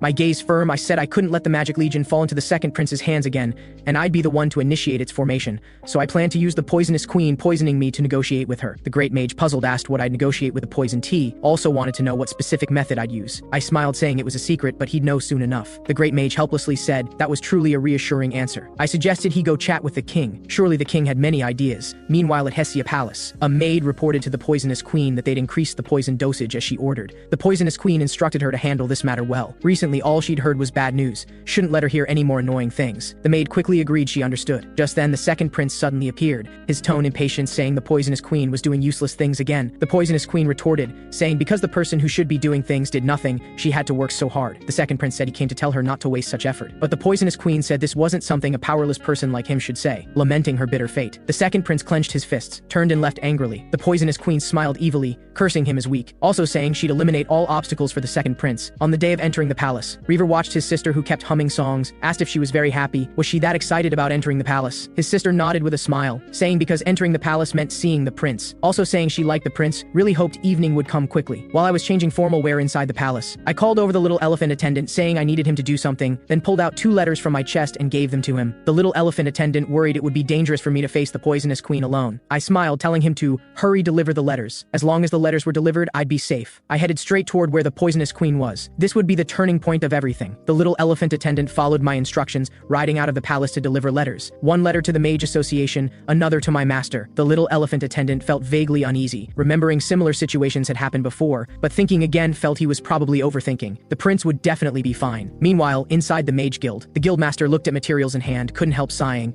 Just the public suspicious death cases were so many, yet these cases still hadn't been reported. Truly suspicious. The Great Mage said it was because they couldn't report. Those nobles afraid of trouble simply didn't dare raise these questions with the Brisson family, otherwise the next mysterious death case's protagonist might be themselves. The guildmaster curiously asked what the prince wanted to do with these materials. The Great Mage didn't know what he wanted to do either. Just then, the door was pushed open. The little elephant attendant rushed in, seeing both the guildmaster and Great Mage were there, couldn't help feeling relieved, then produced the letters, explaining these were from the prince for both of them. After the Great Mage read the letter's contents, he urgently asked the little elephant attendant where today's dinner banquet was being held. The little elephant attendant puzzled asked what was wrong, reminding without invitation letters, one couldn't enter the banquet. The Great Mage shouted anxiously, saying, there was no time to argue about this, your master might die. Only then did the little elephant attendant see the letter's contents, learning the prince was betting his life to find the poisonous queen. Also saying if an accident occurred, please ask the Great Mage to come rescue. Actually, an hour earlier, I'd already been alone in a room with the poisonous queen, looking at her before me. I said directly, let's stop wearing masks. The poisonous queen closed her fan, saying what would honesty change? I coldly responded, I'm telling you to take off your mask, not asking you to throw away your manners too. The poisonous queen sneered, saying she thought I wanted to say something. Turned out just wanted to show off verbally. She'd even briefly looked forward to it. What a regret, saying the blood in my body was indeed lowly. I stopped circling, cutting straight to the point, bringing up the poisoned tea, telling her she should stop now, saying I'd been enduring drinking it before, but recently it was so nauseating I could barely swallow it. The poisonous queen feigned innocence, saying she completely couldn't understand what I was saying, didn't know why I was bringing this up. I'd anticipated her denial, calmly saying so you don't know. Then pulled out a vial of medicine, explaining this could temporarily stop the heart. I continued, Silver had no reaction to this medicine. Magic reagents also couldn't detect it. Though I had Sisfanian's blessing, my heart shouldn't stop beating, but the blessing's power could only do one thing at a time. While stopping this medicine from taking effect, the poison from the tea I drunk would spread throughout my body. I looked at her asking so who would people suspect first? The poisonous queen suddenly burst into laughter, mocking whether I thought things would develop as I imagined. Also saying did I think this was her first time doing such things? She arrogantly admitted everyone in this world knew she was the one who sent my mother to heaven. I asked expressionlessly what she wanted to do. The poisonous queen sneered, saying just try it then. I picked up the tea on the table, tilted my head back and drank, calmly saying then, I take that as her refusal. The poisonous queen looked at me, cursing inwardly, foolish creature. Even the king didn't dare casually move against her. I actually thought anyone dared suspect her. The poisonous queen's heart swelled with arrogant certainty. In Kairis, there was nothing she couldn't obtain, to get everything she wanted, to eliminate those thorns blocking her path. Step by step devouring and accumulating, she firmly grasped the power she most desired. Only the throne remained, the one deficiency she'd yet to completely control. The announcement that the banquet was about to begin had just fallen when I suddenly began coughing violently. The poisonous queen laughed, saying I was merely a stepping stone for her ascent to the pinnacle of power. Also saying, let's bet on who could laugh last. We two arrived at the banquet venue one after another, and before even entering, my body fell uncontrollably to the ground. Surrounding me immediately rose a chorus of shocked cries. The first and second princes' faces changed drastically. The king's pupils contracted sharply. The wine glass in his hand crashed to the ground. The poisonous queen saw this, immediately shouting loudly for someone to call the divine official. That reaction so practiced as if it had always been thus. The guards looked panicked, speculating whether I'd been poisoned. Guests began whispering, some wondering if the drinks at the banquet had been tampered with. But immediately someone refuted. His Majesty the King hadn't even raised his cup yet. How could I have drunk first? Others speculated the poison was administered much earlier, quietly discussing who had been with me before the banquet began, yet quickly fell silent out of fear. The poisonous queen thought triumphantly, see, no one dares casually accuse me of being the culprit. This time, I still win completely. The king flew over like a madman to embrace me, hoarsely screaming my name, while urging the divine official to hurry, while tightly gripping my hand telling me not to fall asleep. I weakly called out father. This call instantly reminded the king of my mother's appearance on her deathbed. Back then, she had also weakly reached out her hand like this, entrusting him to take good care of their son, mother's figure, and my figure. Overlapped at this moment, the king's heart felt like it was struck hard by a heavy hammer, surging with endless regret and heart-wrenching pain. He swore he absolutely couldn't let tragedy repeat. The poisonous queen feigned a terrified expression, saying such terrible things actually happened in the palace. She was so frightened she didn't want to stay here anymore, wanted to return to Hessia Palace. The king, holding me, suddenly looked up, his eyes full of bloodshot, then sternly questioned the poisonous queen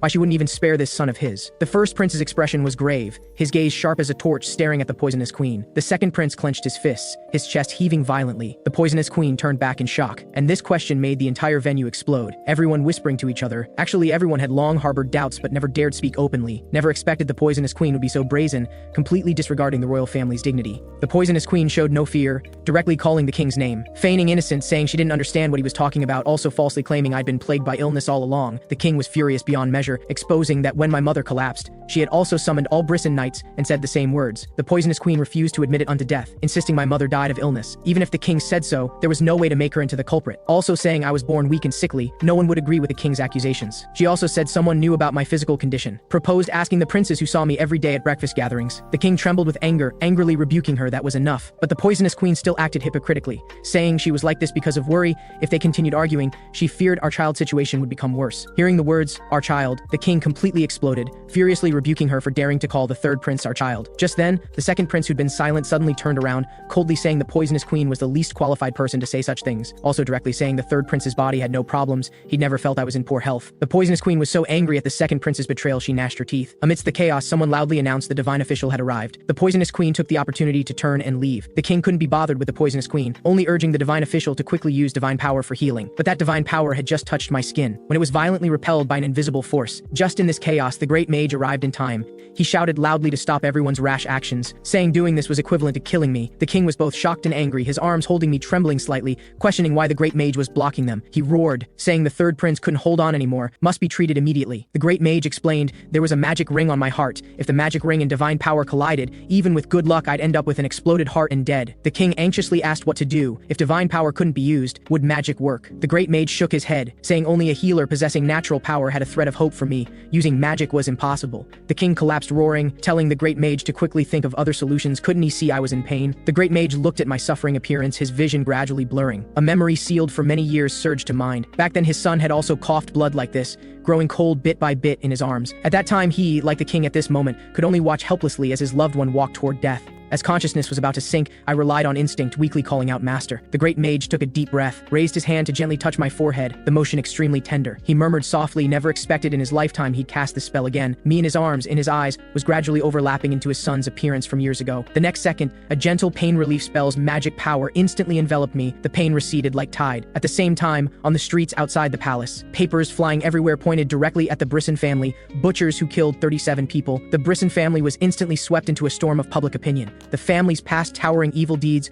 overlapped with the current poisoning suspicions, triggering strong public condemnation, everyone demanding blood for blood and expelling the poisonous queen from the palace. Seeing this, nobles all felt endangered, fearing any connection whatsoever with the Brisson family. The great mage took the opportunity to relay my plan to the king, saying the third prince wanted to create a magic legion. They could use the poisonous queen being forced into a desperate situation to implement the plan. Hearing the words magic legion, the king was extremely shocked. This was exactly what he'd always wanted to do. He couldn't help murmuring, rare to have someone with the same idea as him. A week later, I was receiving a visit from the poisonous queen on my sick bed. She looked at me, her tone complex, saying the Mage Association was really busy. She didn't even know they'd also prepared those materials exposing the family's evil deeds. I responded coolly, couldn't understand at all what she was saying, also falsely thanking her for her care, letting me rest for a very long time. The poisonous queen's expression darkened, saying I'd lingered at death's door for a week. My voice sounded quite safe and sound. I coughed lightly, saying I almost went to meet the king of hell, couldn't chat with her too long. If there was nothing else, please leave. The poisonous queen's eyes flickered, saying she wanted to exchange conditions with me. I smiled, saying what she should have agreed to a week ago. Now the situation had reversed. She indicated I should state the conditions first. Also proposed if I came forward to clarify those materials weren't factual, she wouldn't oppose what I planned to do. I couldn't help laughing aloud, directly saying she seemed to have misunderstood something. From the beginning I didn't need her permission, asked back if she had no other cards left. The poisonous queen's face turned ashen, gritting her teeth, asking what exactly I wanted. Looking at her iron fan, a strong obsession surged in my heart. What I wanted wasn't just to save my life, but to quell that approaching war. I calmly stated my conditions, hoping the Brisson family would withdraw the Pavel Knights. The poisonous queen was shocked beyond belief,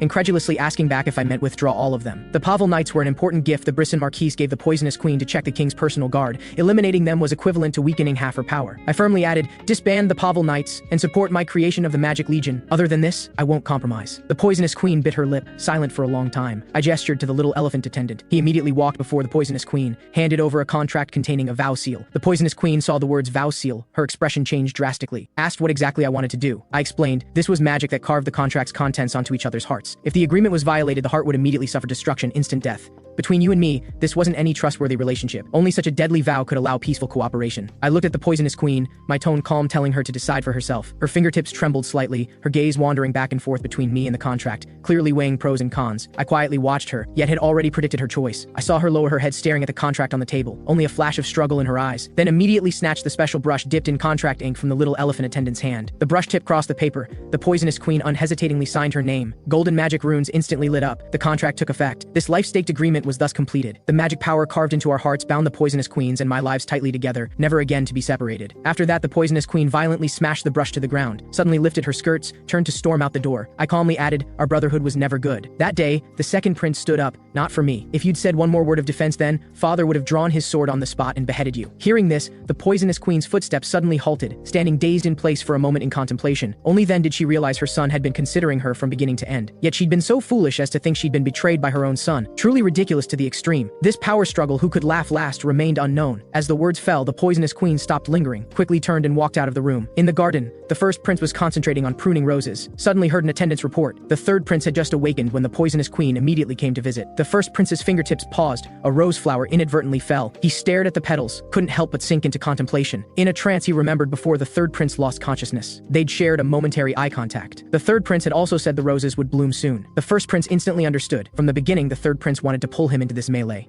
In fact, he'd previously been observing out of curiosity about what this rose would bloom into. As thoughts flowed, he also remembered his usually willful second brother had actually voluntarily stood up to speak for the third prince. Various details connected, the first prince's heart suddenly understood. Indeed, something was quietly changing. On the other side, the great mage said, hearing the poisonous queen came to find the third prince, hurriedly rushed over. I casually tossed an eaten banana peel while casually responding bananas were really delicious. The great mage looked at my relaxed appearance, his tone carrying some helplessness, saying the third prince seemed to have a good appetite. I smiled and nodded, saying, anyway, ultimately the goal was still achieved. The great mage suddenly became serious, questioning how I could still smile. He said fortunately that pair of elf siblings appeared in time, otherwise right now it might be visiting me at my grave. If Reaver's sister wasn't a healer possessing natural power, I'd probably already be lying in a coffin. I was also somewhat surprised, didn't expect Sweet Sister was actually a healer. The great mage asked if I didn't know. I shook my head saying in my past life I only had contact with Reaver. But when I encountered Reaver, his sister was no longer in this world. The great mage grew more agitated, blaming me for directly drinking poison, lying down for a whole week with no countermeasures. Also asked what I was thinking. How could he feel at ease and trusting matters to me in the future? I somewhat guiltily called out Master I was wrong, also handed him a banana trying to ease the atmosphere. The great mage sighed, pulled something from his chest and tossed it to me. I puzzledly accepted it, discovering it was the identity proof I'd previously asked him to help process for Reaver and his sister. I asked the great mage while opening it to check whether forging proof documents was difficult. Only saw their surname was actually Baron. The great mage explained, it borrowed my previous name Baron. Also said he guessed these two children weren't ones I accidentally encountered and brought back. Looking at it, I suddenly discovered this proof wasn't forged but genuinely valid. I gratefully said Master considered things so thoroughly, making them look like people who originally lived here. The great mage said it was the king who helped facilitate it. The great mage changed tack, saying outside everyone was spreading that the third prince was the king's most beloved son. How did I feel? I froze, asking back if there really were such rumors. The great mage smiled in response. The king showed such excitement before nobles for me, how could such rumors not appear? I was silent for a moment, thinking darkly, these feelings shouldn't belong to me in the first place. After the great mage left, I told the attendant to clear away the banana peels. But the little elephant attendant suddenly looked stern, his expression serious. Then said heavily there was something he needed to report to me. Said he decided to resign from his position as my attendant. I was shocked, asking why. A sealed memory surfaced in the little elephant attendant's mind. In childhood, the room on the far right of the mansion's second floor always filled him with guilt. Back then he often chatted with his brother. His brother always lay dazed on the windowside couch, while he lay on the bed chattering about outside happenings. The Candyman grandpa at the alley entrance had set up his stall again. The neighbor's little dog learned to shake hands, who solved the difficult problem the teacher assigned. He spoke with enthusiasm, but didn't notice on his brother's pale face. The smile hid undeniable melancholy. Later his brother's condition grew worse and worse. By chance, he overheard his father's conversation with others, learned his father had tried countless methods to save his brother, also commissioned mages to make medicine but to no avail. At that young age he still didn't understand how cruel it was to describe things beyond reach to someone who couldn't personally experience them. Until later his brother sternly told him not to avoid eye contact, to properly look at the fact he was step by step walking toward death. Then one day, the house suddenly caught fire. In the chaos, someone shouted and carried him away from the inferno, and his brother, the day before his 15th birthday coming of age ceremony, chose self-termination. From that day summer went, autumn came, then welcomed winter, until hearing cicadas again, he shut himself in his room. Father really couldn't stand watching, forcibly brought him out of the room. He obediently lay on his father's shoulder, his expression still carrying some confusion.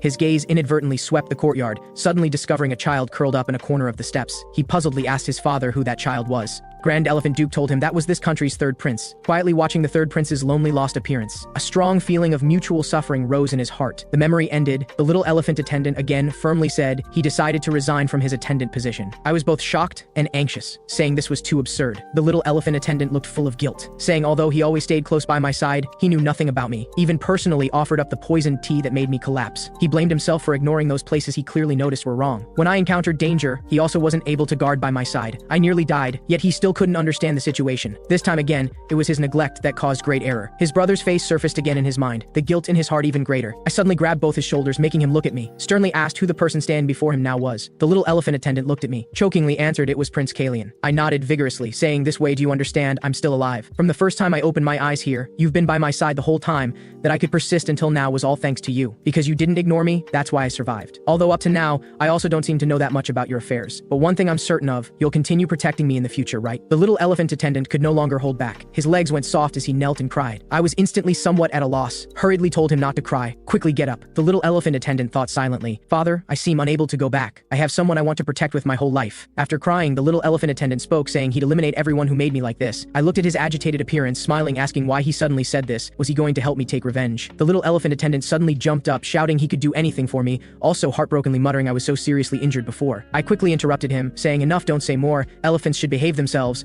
otherwise it'll cause war. The little elephant attendant anxiously stammered, saying forget war. Even if he cast aside his Siegfried family member identity now, it wouldn't matter. He suddenly reacted, surprised, asking how I knew the elephant designation, then asking when I discovered it. I smiled, saying it was discovered accidentally. The little elephant attendant collapsed, shouting, how could it be discovered accidentally? Also exasperatedly complaining his father was an idiot. I laughed heartily, saying let's make a bet, betting whether I'd grow taller than little elephant first, or little elephant would become grand elephant first. Drip drop drip drop, the rain outside the window gradually ceased. I gradually entered dreamland. In the dream, I opened my eyes wide. Before me actually appeared the original third prince's figure. We two stood face to face. The original third prince's face carried a gentle smile. My heart was full of surprise. He walked toward me step by step, walked directly before me, then he smiled shallowly, passed through my body. I instinctively turned back, saw the original third prince smiling as he ran toward the little elephant attendant and short-haired maid, standing intimately with them, also turned to show me a smile from the heart. I clenched my fists, slowly reached out my hand toward him. The original third prince showed a surprised expression, then smiled slightly at me, yet didn't hold my hand. He seemed to softly say something. My heart was suddenly shocked. He smiled again. The next second, I suddenly felt myself beginning to fall, kept falling down, until I could no longer see the original third prince's figure. A cool breeze struck. Turns out the wind blew the window open. I suddenly awoke from the dream, slowly sat up. Outside the window, the sky had just begun to brighten. I went out to the riverside, using Kairis' method, held a simple memorial for the third prince. The great mage asked if the original third prince completely disappeared. I nodded in response, indeed so. The great mage didn't understand why the third prince left so hastily, really didn't know what the rush was. My mind suddenly echoed with that blurred speech. That was the voice the original third prince left last. He said that life is for you. You must obtain everything you want to possess, and live happily. If the previous life was a kind of shackle to him, then I also somewhat envied him, finally obtaining true freedom. Things had come to this. I wouldn't pretend ignorance about all this anymore. I'd already done too many things. Also accepted the third prince's entrustment. From now on, I should properly live my second life.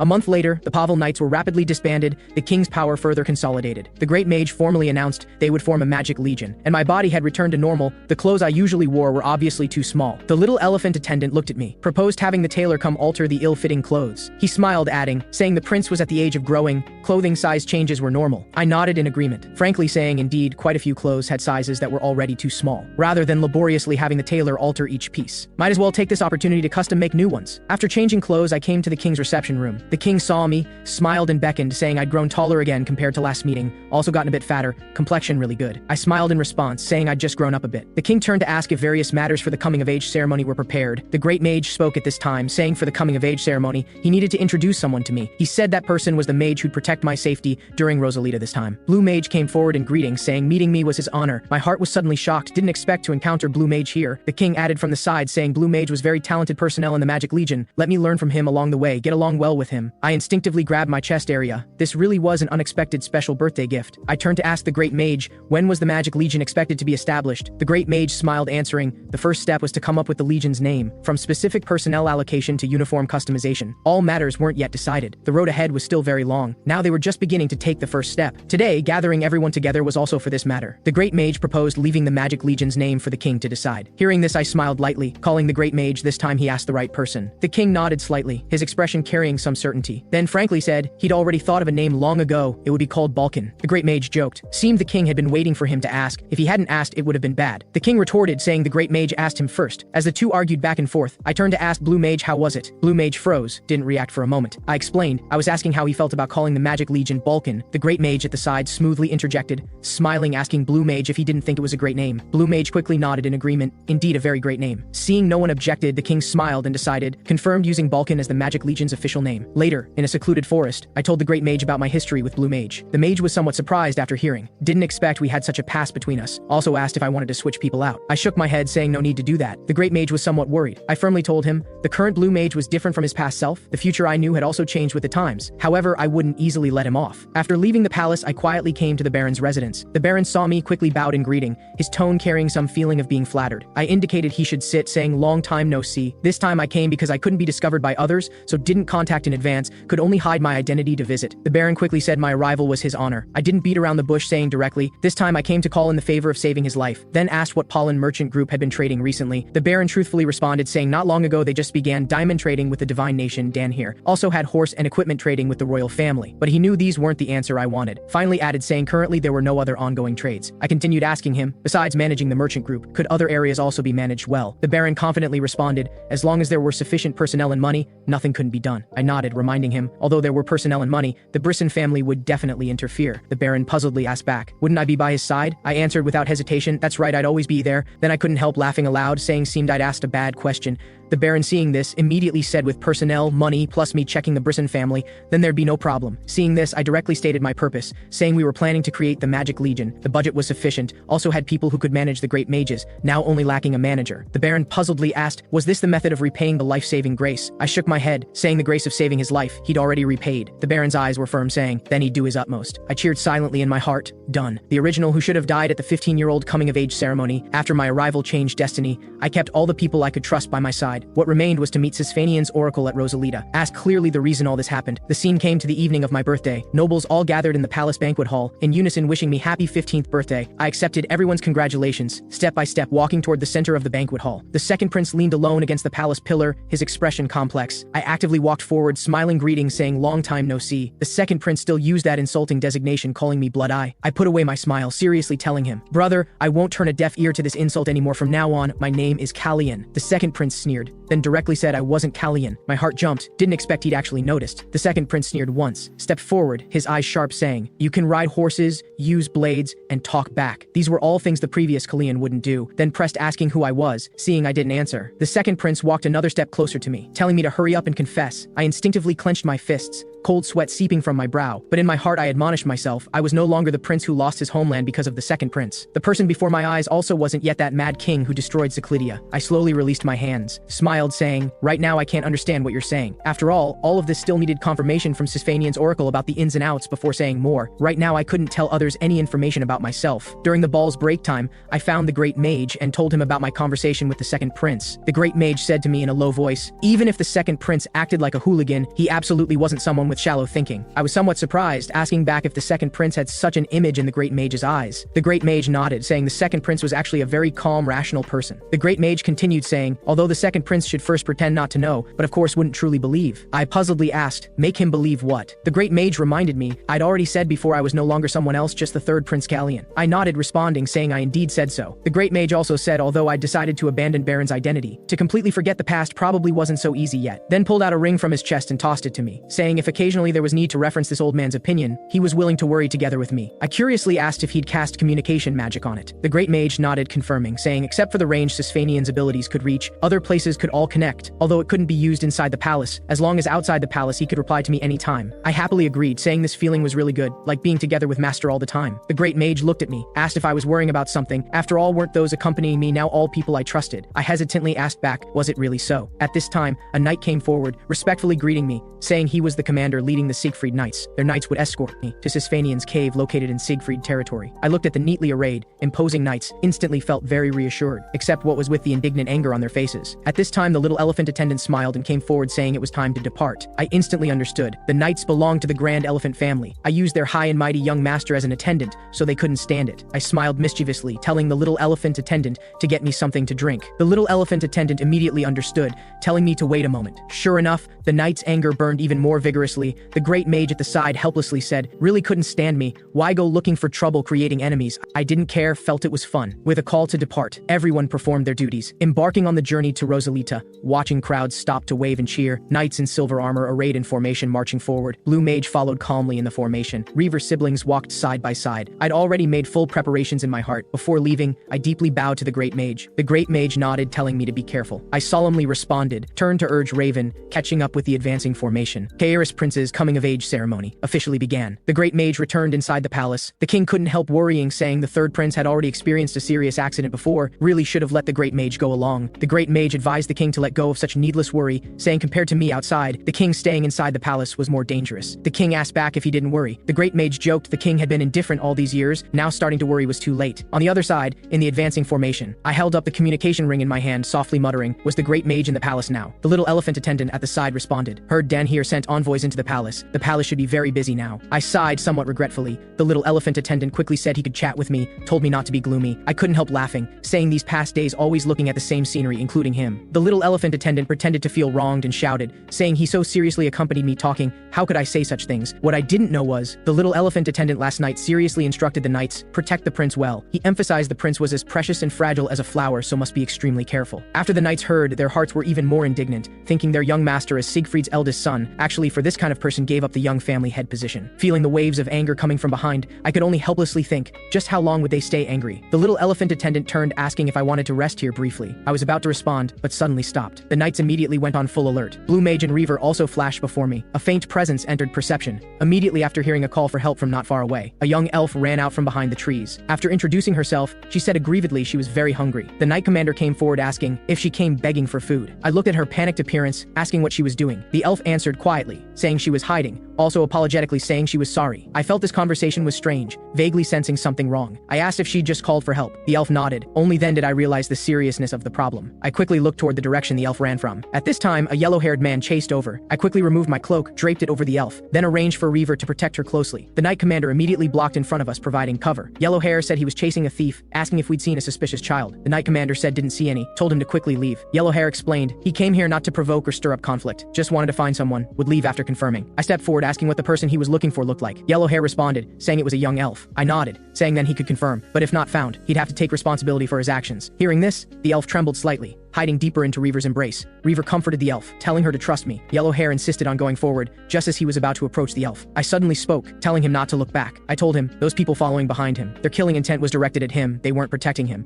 Once he confirmed that child's identity, arrows would shoot over. Hearing this, Yellow Hair instinctively looked back. Several cold arrows had already broken through the air. I swiftly swung my blade, knocking down all the incoming arrows. Having saved Yellow Hair, I grimaced and said lowly, told you not to look back, now it's troublesome. The moment arrows broke through the air, Blue Mage reacted extremely fast, instantly activating magic to construct a protective barrier, blocking all incoming attacks. The accompanying knights immediately shouted loudly to protect the prince. The knight commander made a decisive judgment, ordering some knights to chase and investigate, while warning not to pursue too far to avoid ambush. I looked toward the direction the arrows came from, understanding in my heart, the arrow rain didn't continue falling, seemed the attackers had already chosen to retreat. That yellow-haired man we saved secretly used peripheral vision to observe the surroundings, his eyes full of vigilance. Reaver turned to instruct Blue Mage, telling him to watch over that elf child, while he quickly came to my side to check the situation. Reaver had just walked before me when suddenly his expression changed drastically, shouting loudly to warn me to watch out behind. Everyone had no time to react. Already saw a black shadow had quietly enveloped me, the sharp blade thrust directly at my heart. I instinctively dodged sideways, casually blocked this fatal strike. My wrist turned, the long sword counterattacked, directly piercing Yellow Hair's heart. The knights seeing this were all shocked, discussing one after another that the prince could actually use magic, or marveling at my swordsmanship. The little elephant attendant was even more anxiously jumping, rushing to my side, constantly muttering, saying what if I got injured, also complaining I'd only learned superficial magic and swordsmanship, always so reckless he was really worried to death. But the knights couldn't help refuting the little elephant attendant, saying, young master, what you said was completely wrong. Where was there someone fragile as a flower who could beat enemies like this? I didn't bother with their dispute. Walked forward, pulling off the cloak covering the elf, asked what exactly she stole. The elf frightened shook her head repeatedly, saying the thing was stolen by her companion, she knew nothing. Looking at her pitiful and panicked appearance, I was truly at a loss. Could only call Blue Mage over, having him help clarify what the elf said, also specifically reminding him, this child's answers always came one step earlier than questions.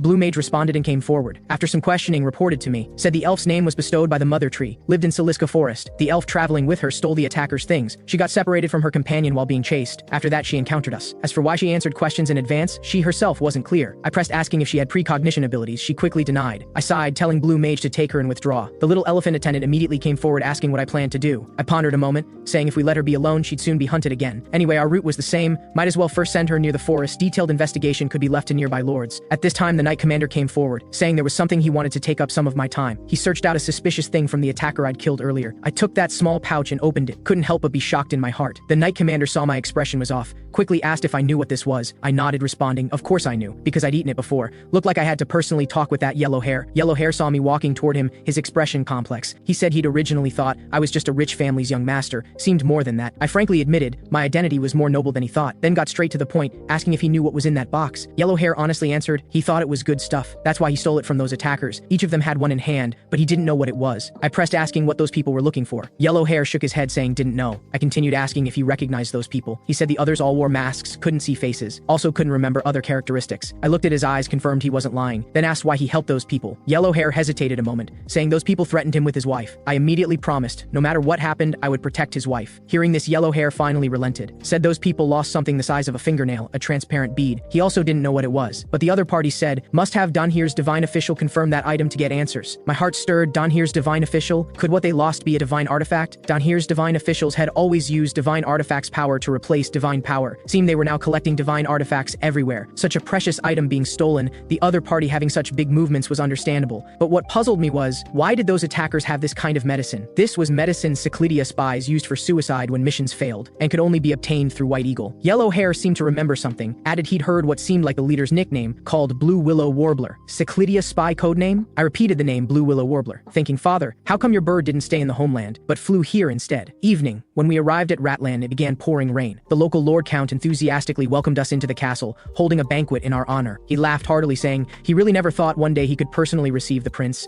This was supreme glory for him. Also said this rain came too coincidentally, just like heaven deliberately arranged for him to serve me. I looked at his fawning appearance, my mind surfacing the little elephant attendant's previous question. He asked if I had any impression of the Count, saying he was one of those who previously sent me gifts. I'd remembered at that time that name on the gift list, and his gift was also returned by me. I still remembered he originally supported the first prince, but 6 years ago switched to supporting the second prince. After that, immediately sent gifts to me. Truly a fence-sitter. Surely last year he also used this kind of sweet talk, praising the second prince highly, and the attendants here must also work very hard. Halfway through the banquet, Blue Mage suddenly pushed open the door and entered, reporting they'd caught a carrier pigeon. I wasn't surprised, had long anticipated the Count would try to inform Blue Willow Warbler of our presence here. Releasing carrier pigeons on such a stormy night, besides conveying messages, there couldn't be other purposes. The Count saw Blue Mage, quickly enthusiastically invited him to drink. Blue Mage politely refused, turning to ask if there were any Danhere divine officials here or nearby. Hearing this, the Count's hand shook, knocking over the wine bottle on the table. He pretended to be drunk, saying it was accidental, also cursing Danhere's divine officials as black-hearted villains with dog eyes looking down on people, saying they wouldn't come to such a remote countryside place. I looked at his clumsy acting, really couldn't stand it. With his kind of rude attitude, it was hard for me not to be angry, so I snapped my fingers, activating sleep magic, putting him to sleep. The old steward quickly apologized, supporting the Count back to his room. I also followed the old steward's arrangements to stay in the castle. Late at night, I took the Knight Commander and snuck out of the castle, and communicated with the Great Mage through the communication ring. I explained the situation to him, saying Blue Willow Warbler was very likely related to Cyclidia spies, and the divine artifact they were searching for also seemed to involve Danhere's divine officials. Also asked if the Great Mage knew the whereabouts of Danhere divine officials nearby. The Great Mage reminded me Blue Willow Warbler had never failed missions.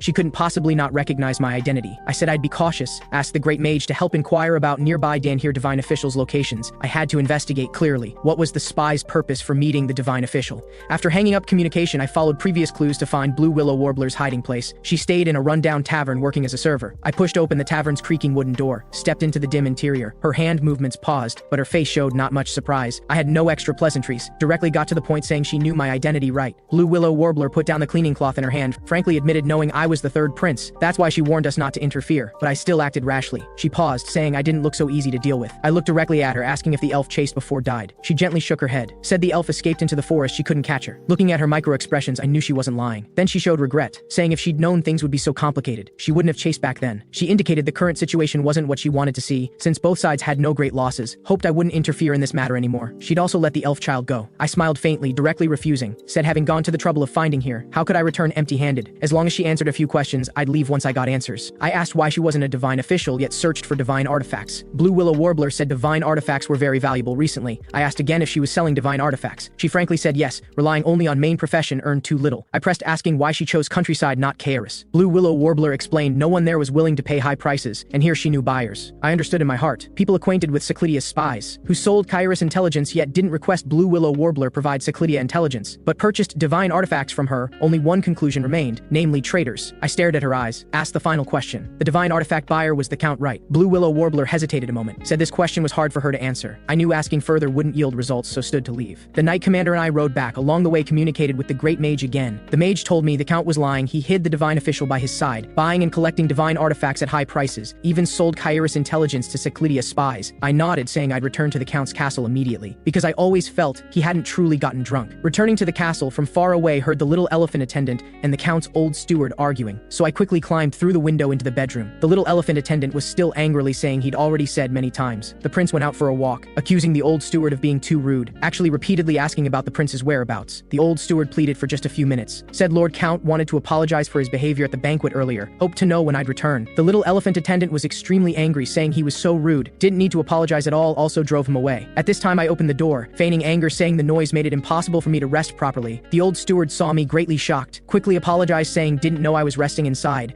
I impatiently rebuked the little elephant attendant. The little elephant attendant quickly ran over, apologizing to me, saying it was all because of his incompetence, couldn't handle such a small matter. I directly gave him a cold face, telling little elephant to enter the room for punishment, then heavily closed the door, rainwater still dripping from my body. I stroked my chest, exhaling deeply, just now imitating the second prince's tone to speak. Although it could quickly solve problems, the feeling was really uncomfortable. The little elephant attendant curiously asked how I returned so quickly, also asked if I came in through the window. I smiled awkwardly, saying I also had no choice. He helped me clean up the drenched clothes, while complaining this was the third floor, not paying attention to safety at all. Then he walked to the window, closing it. I asked if anyone came looking for me, or discovered any strange places. The little elephant attendant said only that steward came looking for me earlier. As for strange places, it was the prince who liked treating windows as doors for entry and exit. After the little elephant attendant left, I communicated with the Great Mage again, told him the Count seemed to be guarding against me, investigating his background, and just as I guessed, he wasn't drunk at all. I analyzed, the reason he pretended to be drunk was because today was the day he and Blue Willow Warbler traded divine artifacts. He wanted to avoid my sight, pretending to be drunk to go trade, but failed. After waking from sleep magic, discovering I went out, he should have sensed something wrong, that's why he kept asking about my whereabouts. The Great Mage agreed with my deduction, also asked why the Count would go to such lengths to obtain divine artifacts. I pondered, answering, he should be planning to present divine artifacts to Danhir, switching sides again, standing on the same front as the first prince. The Great Mage added, he maintained contact with the first prince on one side,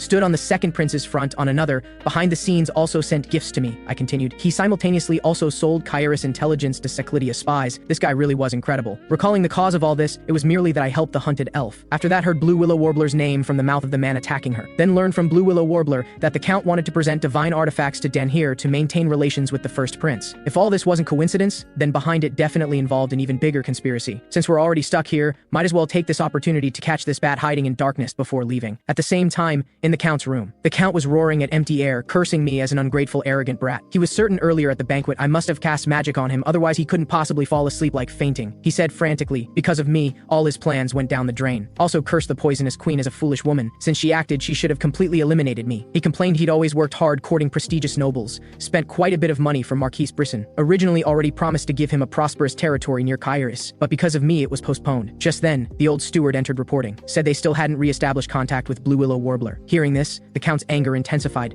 picking up a water glass and smashing it on the old steward's head. He cursed the old steward as useless. Also said the rain was so heavy I definitely wouldn't leave in the short term. Told the old steward to notify Blue Willow Warbler, postpone the transaction date trade after I left. He roared at a nearby maid, telling her to quickly clean up, swearing he'd properly teach that arrogant commoner prince a lesson. The next morning at breakfast, the Count acted as if nothing happened, but in his heart he was calculating. How could Kairis Count's status be ignored by me? Even if I was a prince, if other nobles knew I randomly cast magic on him, they'd definitely rise up in resistance. He must make this prince who understood nothing bow before him. The Count cleared his throat, saying he made a very serious mistake yesterday. I responded coolly, saying it's fine, but he suddenly changed tack, wanting to ask if I cast magic on him yesterday. Before he finished, I interrupted him. I feigned consolation, telling him not to take this matter to heart anymore. He probably hadn't received royalty before. Making mistakes was inevitable, so I could completely understand him. The Count's heart was full of unwillingness, didn't expect I'd brush it off this way, actually pushing the fault onto him, simply detestable to the extreme. I put down utensils, saying I investigated yesterday's attackers. The Count quickly asked, was it the death row prisoner I brought and held? I nodded, saying yes. Also said during investigation discovered some suspicious points, seemed related to some bird's name. Hearing this, the Count's hand shook again. I looked at his anxious appearance, continuing saying although further investigation of details was still needed, felt this matter should also let him know. The Count immediately stated, saying he'd also assist my investigation, also feigning indignation, saying those attempting to harm the prince were actually in the area, this was also a disgraceful matter for them. At this time the Knight Commander came forward, saying he had words he wanted to say to me alone. I indicated he should speak right here. After hearing his report I smiled at the Count, saying that's great, that person just happened to say he had words to tell me personally. After that I invited the Count to go together. Before long our group arrived at a remote prison outside the castle. The Count followed behind, looking at the dirty surroundings, quietly cursing. I turned to look at him, smiling, saying hoped he could properly assist the investigation. Recalling last night night, I alone went to the dungeon to find Yellow Hair. He saw me, immediately nervously asked if something happened to his wife. I reassured him not to worry, saying I'd already promised to protect his wife. Yellow Hair puzzledly asked why I came to find him. I told him bluntly, continuing like this, he'd be sentenced to death. Once the investigation of attempting to assassinate royalty concluded, he'd be sent back to Kairis to face hanging execution, even if not executed. If his arm wound continued being left alone, ultimately he'd die from infection. Yellow Hair was silent for a moment, asking what exactly I wanted him to do. I told him, use that arm to repay the price of drawing a blade against me. I'd prepare housing and farmland for them. I could arrange for him and his wife to live in other territories, and he needed to help me with one thing. The memory ended. Our group had already walked to the cell door holding Yellow Hair. Yellow Hair, before everyone, accused Blue Willow Warbler of being a Cyclidia spy. Also said she planned to sell divine artifacts to someone here. Yellow Hair continued, that person had known the spy for a long time, and he was here, right now. I looked toward the Count, indicating he should admit it himself. But before the Count could speak, his old steward suddenly plopped to his knees, said he only followed Lord Count's instructions to do things, knew he was also wrong, but still asked me to show mercy. I didn't expect to not only catch the Count, but also unexpectedly caught his accomplice. I looked at the old steward, asking if he was Danhir's divine official. The old steward's face turned deathly pale. Admitted buying and selling divine artifacts was personally conducted by him. The reason he was so obsequious to the Count was because the other party held his weakness. If discovered he was related to buying and selling divine artifacts, stepping into Danhir territory would cost his life. My heart jolted. Originally thought the Count bought divine artifacts to please Danhir and present them.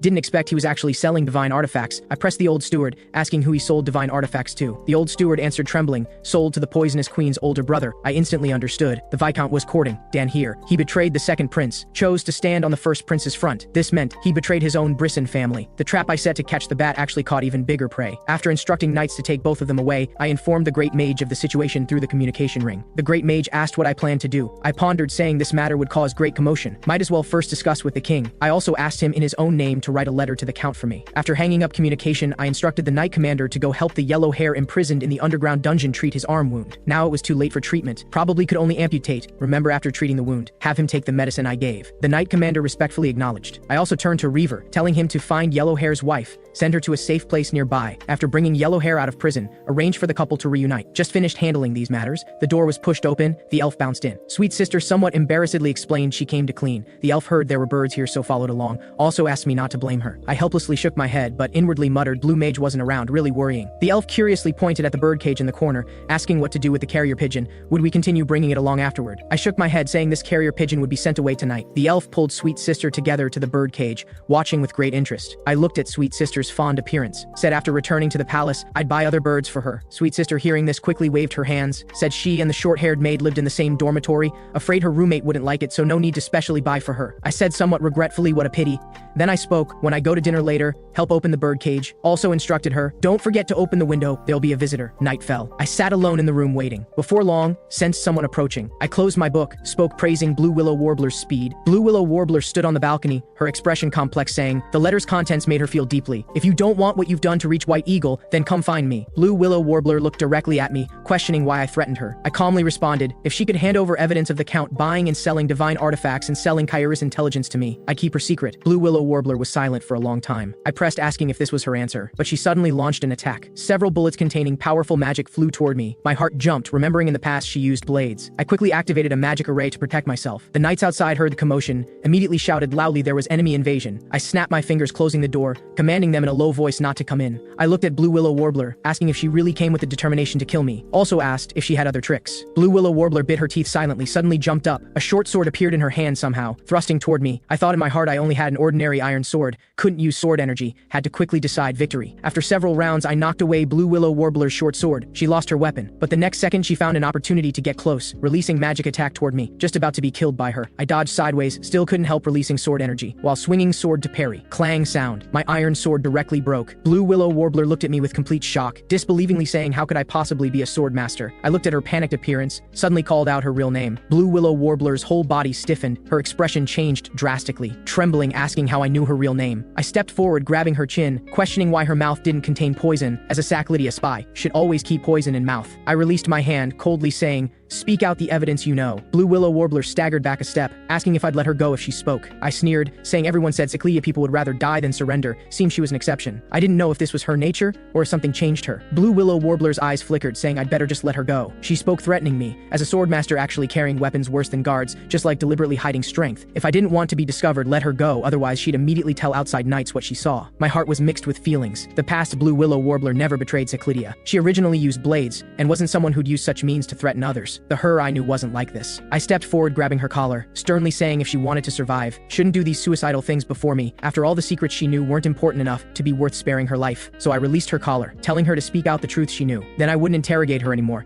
and regarding her interrogation would be conducted by White Eagle. Blue Willow Warbler's heart died like ashes, confessing everything she knew. At the same time, in the Count's room, he stared at the Great Mage's letter on the table, trembling with anger. The Count gnashed his teeth, thinking the Great Mage dared threaten him like this. Could the Great Mage have noticed his divine artifact trafficking? He thought he'd also had enough of living like a dog groveling. Anyway, he prepared a hiding place. Might as well just leave. He strode toward the hidden treasury, opening the cabinet door. The full room of treasures shone with golden light. The Count didn't take any of them, but walked directly to the deepest part, taking out a carved wooden box, slowly lifting the box lid. The next second, Blue Mage suddenly appeared, raising his hand to close the box, snatched it away. The Count turned back in terror, seeing Blue Mage smiling standing in the room. Blue Mage said he was the third prince's mage, also thanked him for personally bringing out the evidence, then changed tack, would definitely convey to the cunning stinking mage and commoner prince. He was willingly handing these things over. Soon, Blue Mage brought the divine artifacts to my room. He also separately found the transaction records Blue Willow Warbler mentioned were hidden in the tavern, as well as evidence of selling Kairis intelligence. I accepted the box, saying to him, "You've worked hard. Thanks to you, this chaos was finally coming to an end." The little elephant attendant at this time hurried in, excitedly saying, "Prince, you should look outside." I stood and walked to the window to look, only saw outside the castle neatly arrayed a knight order. They wore uniform armor, imposing presence. I recognized that was the king's directly subordinate knight order, Kaela. They should be protecting the king and Kairis. Why would they come here? And at this time, inside the palace, the Great Mage was complaining to the king, asking why he dispatched the personal guard Kaela to the third prince. Previously, clearly agreed to send the royal knight order.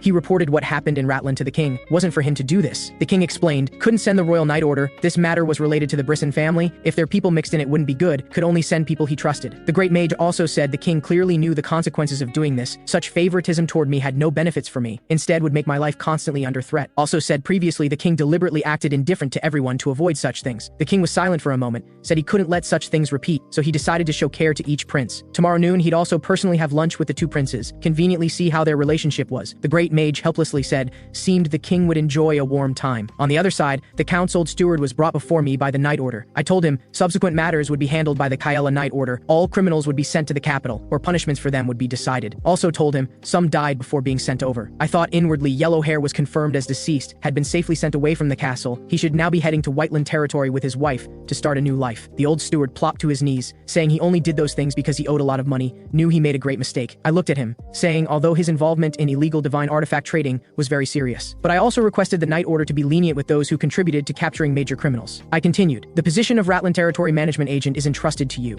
In the future, he must wholeheartedly pledge loyalty to me. The old steward looked completely shocked, disbelievingly asking if he really could be territory management agent. After receiving my affirmative answer, he quickly kowtowed in thanks. After handling Ratland matters, the journey to Sisfanian's cave resumed once more. Along the way came much news. The Count was currently sentenced to life imprisonment. His title had also been revoked. As for Blue Willow Warbler, she was publicly executed. Heard that day Kairis Square was covered with Renacida leaves. Its leaves had very strong water absorption. Spreading them on the square was to prevent criminals' blood from staining the white ground. This also meant criminals faced public beheading. News also came from the palace. The first and second princes recently had some conflict. The first prince determined those who previously attacked me were sent by the poisonous queen. The second prince refuted, saying the first prince had deep misunderstanding, said his mother absolutely had no such intention. The first prince also brought up, heard after the third prince left, the second prince never touched alcohol again. The second prince asked back if the first prince missed the alcohol smell on him. The first prince shook his head, saying he only hoped he could learn to be quieter. As the words fell, he stood and left. The second prince, hearing this, on the spot bent the fork, harshly threw it on the ground. He roared already like this, what more quiet did he want? And my journey wasn't smooth. Just left Ratland not long, encountered mudslides triggered by heavy rain. The knight commander suggested taking other routes. I looked at the road blocked by mudslides, couldn't help cursing the damned rain, thinking trapped in Ratland because of rain, now having to detour because of mudslides. Various reasons stacking up, making the moment I could hear the oracle constantly unnecessarily delayed. Just as I was extremely vexed, the elf suddenly grabbed my hand, looking up with her small face saying why not return to the elf village with her.